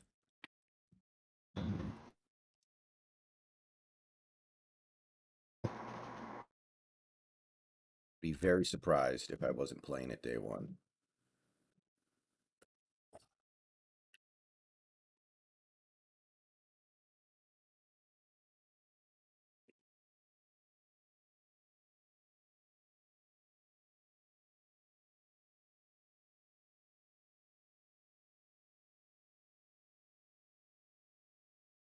If Capcom screws up Resident Evil 4, that's depressing. But also par for the course. Although hopefully they aren't. They probably can't keep the line about Ashley's ballistics in the game, can they? No, they've already removed it. I don't know if you've seen the video, but they already. They kind of just make Ashley seem like a bitch. That okay, that's a little disappointing because the Ashley in the original game was kind of mimetically obnoxious, but she was doing the best that she could. And now she's a bitch. Like that was one thing I liked about the games. They didn't make her just this spoiled brat that you had to drag kicking and screaming everywhere. She actually tried to help. She was a good sport about it. Got a nice rack. Hmm.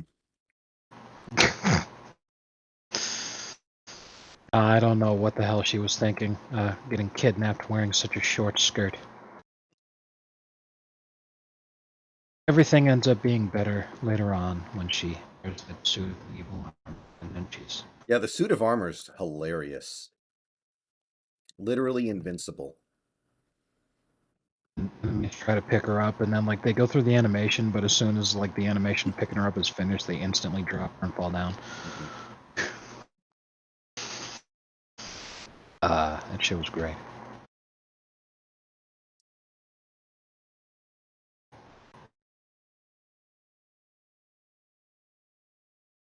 And they definitely edit out the end when she tries to bang Leon, and Leon's like, "Nuh-uh, no way." They edited it so that he actually does it. No, she's gonna ask him for overtime, and he's gonna say, "I have to get all overtime requests approved by my supervisor. They need to file the request in triplicates." Honestly, that's just too much paperwork, kid. I'd rather clock out early. Yeah, And she's gonna sit there and say, "I was referring to intercourse." And she's gonna say, "Oh," and then the credits are just gonna start rolling immediately. yeah, yeah. Because you see, nowadays we don't call them pedophiles; we call them minor attracted people. We also refer to them as senator or your majesty.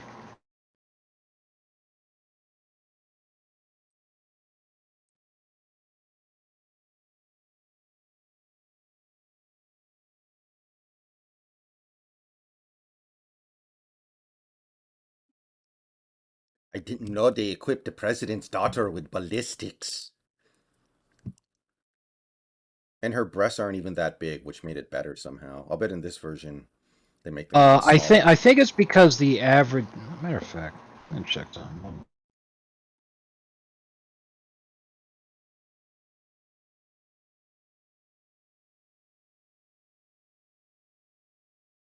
Pretty much what I thought.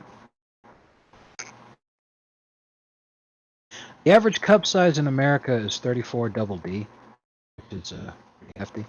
Yeah. The average cup size in Japan is like in the A's, which is Jeez. very, very small. So to Really? us, us, Ashley doesn't seem like she really has that large breasts. Japanese, who both developed the game and to whom were the originally intended audience of the game, they're basically massive. Those were straight up mommy milkers.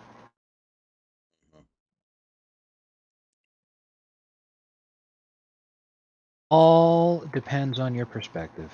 Yeah. I'm not a What big the fan of experiences the. of it. I don't know. I'm not a big fan of the Ada redesign. I liked the way she looked at the original RE4 better. I don't like the Ada redesign either. I think it's one of the biggest missteps with the remakes in general because she she looks fucking weird.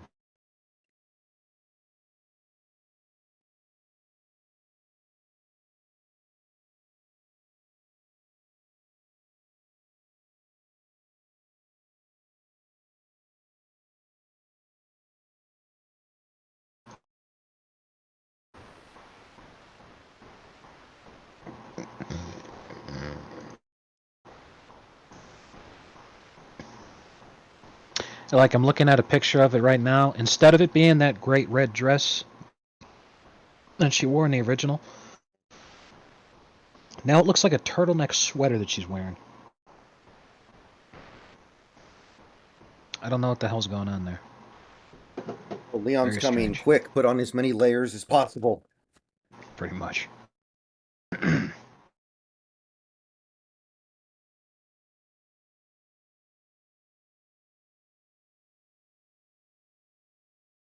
I'm at it. Let me check what Krauser looks like.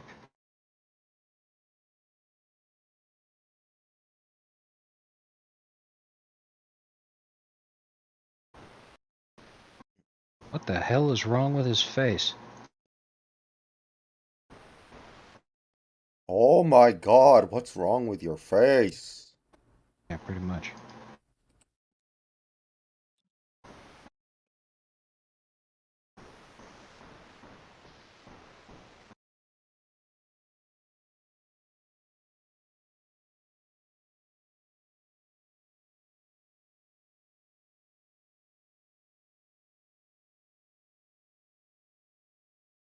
We'll say the RE4 remake Ashley looks very similar to the original Ashley. Like the design's pretty good.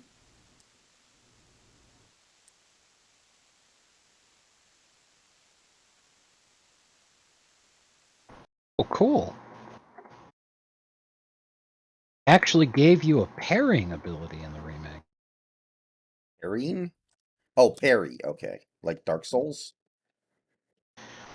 In the sense of like, because I'm watching the latest trailer, which actually released today, and it's you remember the level that's in the castle? It's when you're getting ready for the Salazar boss fight. You're climbing up a very circular Oh yeah, I ramp, remember and that. they're dropping barrels on you and shit. And there's also an elevator portion in the center of the thing. Right. Well, he's on the rising elevator portion, and a number of Ganados are coming at him with hatchets. And he timed it perfectly where he went for a knife strike at exactly the same time that the hatchet strike from the Ganado was about to land on him. And it actually effectively worked as a parry, where there's like a white flash on the screen, you took no damage, and instead the enemy was damaged. Hmm. And not only damaged, but then also effectively stunned. So then the functionality to kick him came up. There's like there's a button flash comes on the screen at the right time when you have the option to counter. Uh, I'm looking on the lower right corner of the screen where your health bar and your gun that you have currently equipped and ammo and all that is shown. And he has L1 appears at just the right time to activate that parry, so he does, and then the parry goes off. Then you get the button press for you to be able to kick him. And those Just kicks are super important in your first playthrough because you will run out of ammo if you don't know how to save it via knife right. strikes and kicks. Now Sadler look absolutely like shit. I don't know what the hell they were thinking there. But,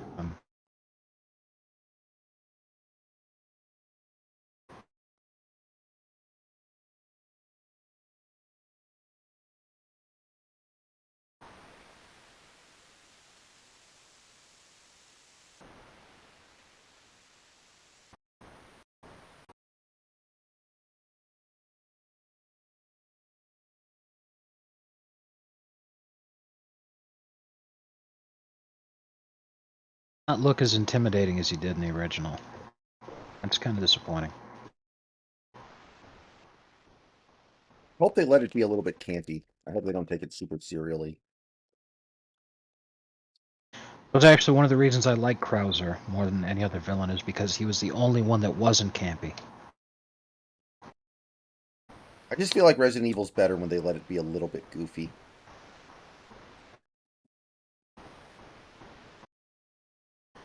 Well, I mean, Leon's the goofy one. Mhm. No thanks, bro. Where's everybody going? Bingo? Exactly. Leon's all the goof that the game needs. Everyone else should be taken 100% completely serious. Your right hand comes off? Oh, I wonder what that guy looks like in the remake. The 20-year-old. Oh, God, what was his name? Salazar? No, it wasn't. Salazar was the wee midget. Okay, Salazar, yeah. And Sadler was the main bad guy. Yes, and Sadler looks absolutely like shit. I do not know what the fuck they were thinking there. He just, like, ugh. That design is awful.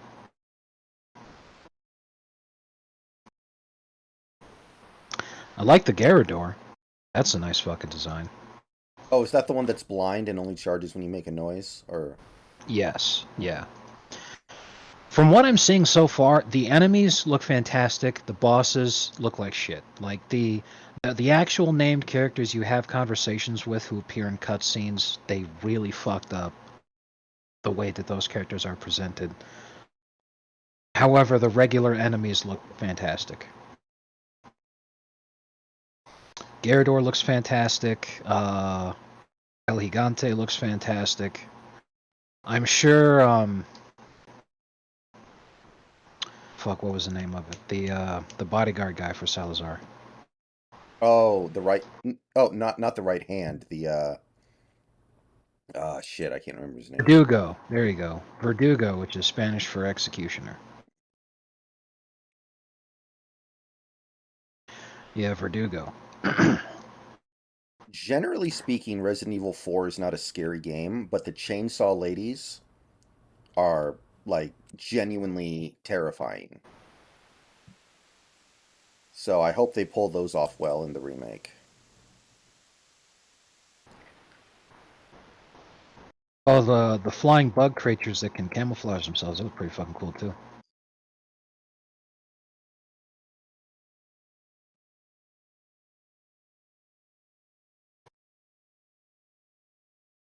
I know they got rid of QTEs, which I think is good.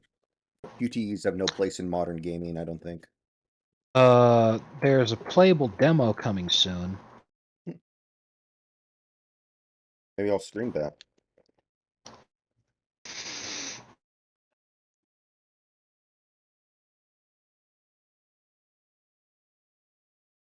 Watch the second trailer. Maybe we see Verdugo there. I want to see what Verdugo looks like, man.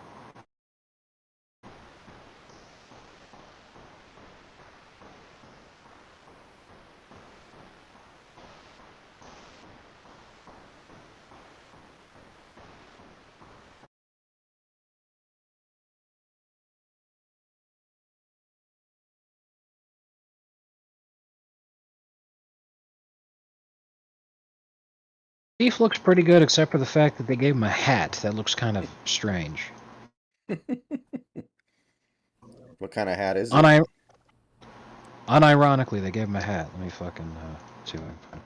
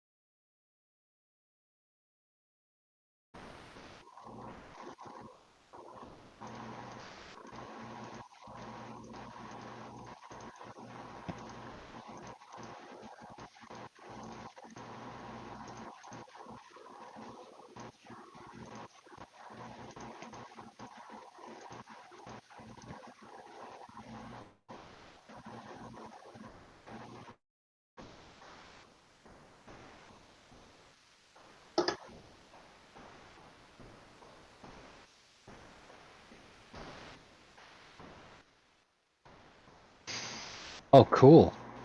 Um, they went big time uh, body horror with the chieftain when he unleashes his monstrous form when you actually fight him in the boss fight. Oh, oh, okay, yeah. That's the is he the guy with like the Oh, big jacket and he takes it off and he turns into like a scorpion? yes. And they made him look a lot more horrifying in the remake. Oh boy. Salazar looks awful. That's disappointing.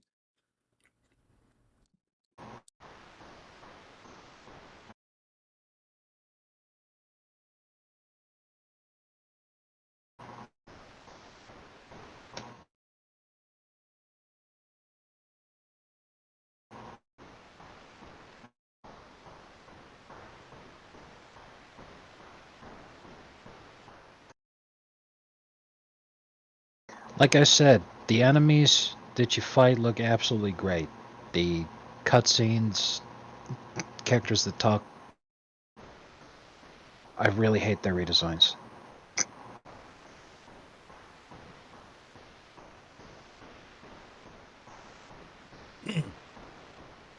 I will say I think Ashley looks fine. I just don't know about the personality.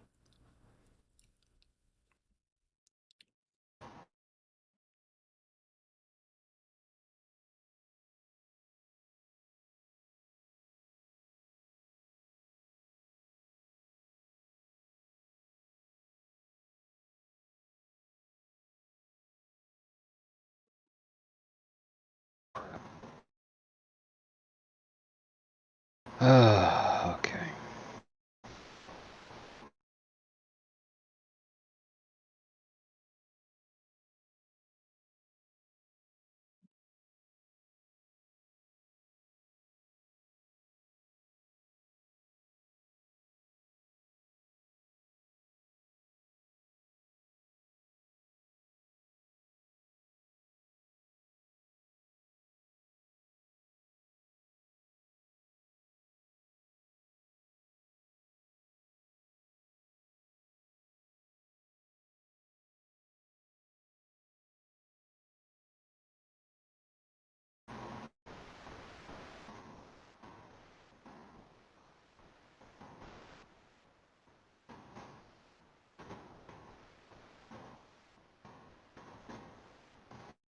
Oh, it's Semitic?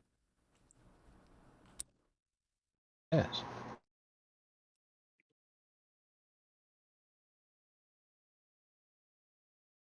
Dinner, don't lie to me. You burnt the cheese. No, it's just steam, sir.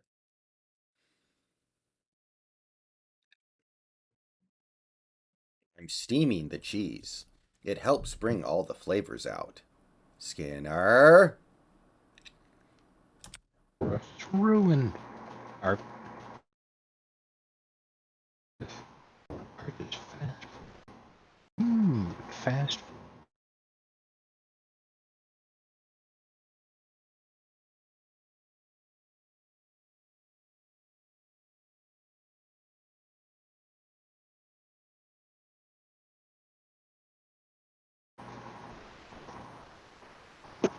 Uh oh. So globe thing, fireplace.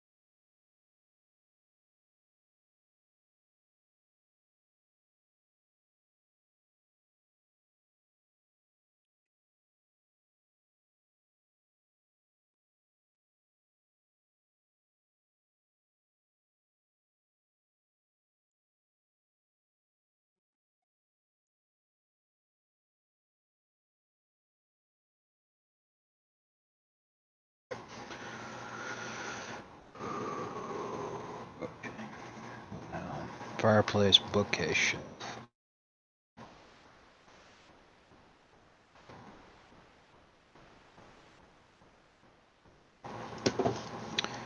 And then just ceiling stuff.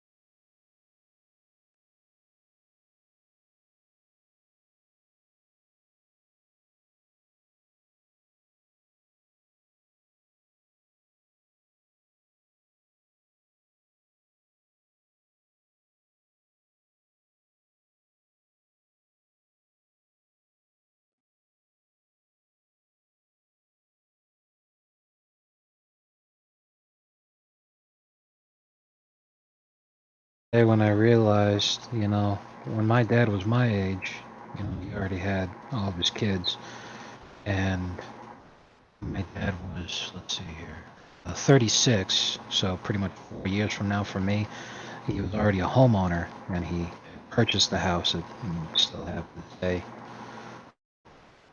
The home that you guys live Oh, in to this day?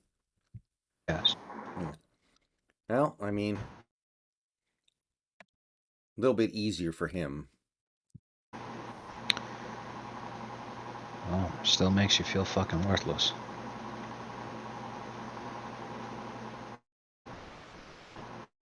My dad had a wife and hold on. Yeah, two kids and he owned his own business by the time he was the age that I currently am. I don't Sometimes I don't feel particularly great about that.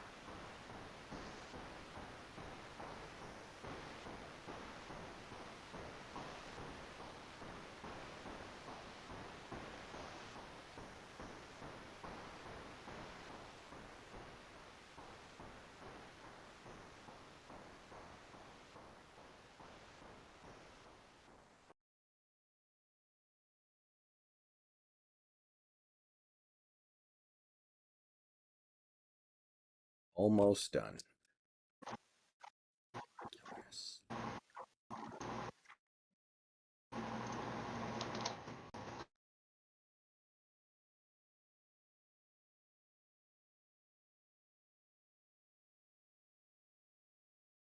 Oh, cool. Yeah, the Suicide Squad game will be co-op. Yeah, that was my understanding That's of it good. as well. I just, it needs to be good too. And it could still be good, I guess, but Yeah, I just don't like the direction they're going. Because, I don't know why they decided to play King Shark completely straight and then make Captain Boomerang the comic relief when it's supposed to be the other way around. But hey, yeah. what are you going to do? I wonder if the movie can be blamed for that because Captain Boomerang in that movie was actually considered to be one of the best parts of that movie. I have no idea. I mean, I still, Harley Quinn's character design is pretty much just going to be a Margot Robbie copy paste until, like, I don't know, fucking 20 years from now when all that shit's forgotten about. Mhm. I'm surprised that character isn't getting canceled anyway. It's a pretty toxic concept. She literally gets tortured into liking a guy who treats her like shit. Uh, that comes after they already get together. What essentially happens is that because she's not mentally all there in the first place, she basically is seduced by him to begin with, and then after they're together comes all that kind of shit, and Harley Quinn insists that it's consensual, even though obviously it's not. It's a very abusive, toxic relationship, but that's also part of Harley's growth as a character and something they've explored a lot, and recent incarnations of the character is what her life would be like after the Joker and the various different kinds of media where they have the Joker being dead, and so on and so forth. Also, the strange obsession that they have with portraying her and Poison Ivy as being in a lesbian relationship, even though that never happened. Just because two of them were friendly in Batman the Animated Series, so that suddenly means it's.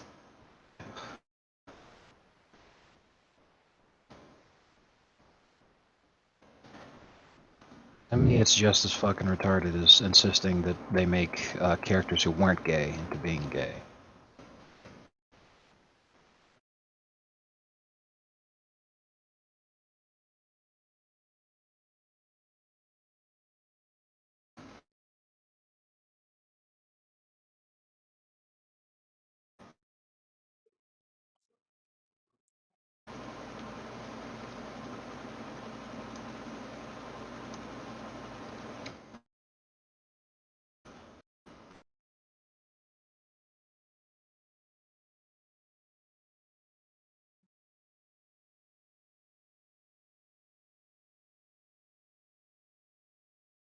Maybe in the King of the Hill remake, when they get to the "Are you a homosexual" episode, Dale will answer yes, and then for the rest of the series, he'll be gay.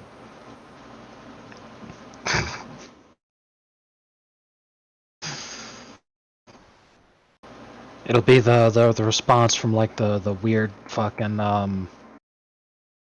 nice outfit. Did your husband make it for you? Yes, he did. I love him very much. You're on the wrong side of history, Spider-Man. Oh, what the fuck?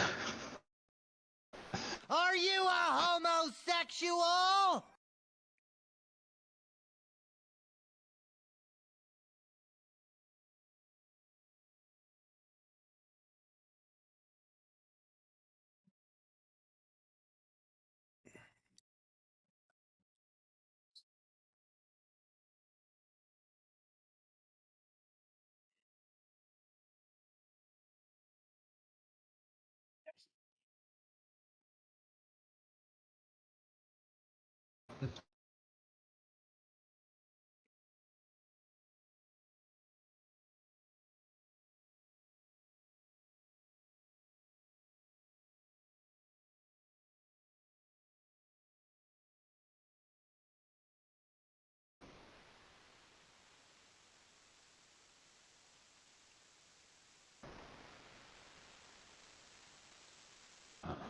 Right. Okay, so I think we only have like maybe one or two Tomb Raider maps left. I'll check when we get out of this, I guess.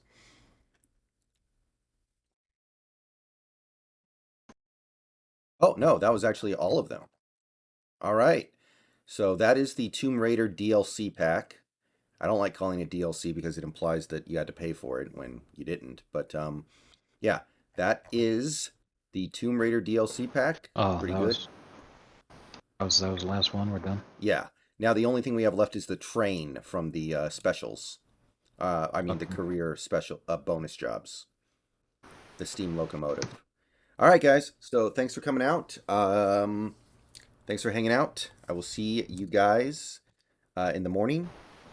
And everybody have a good rest of your night.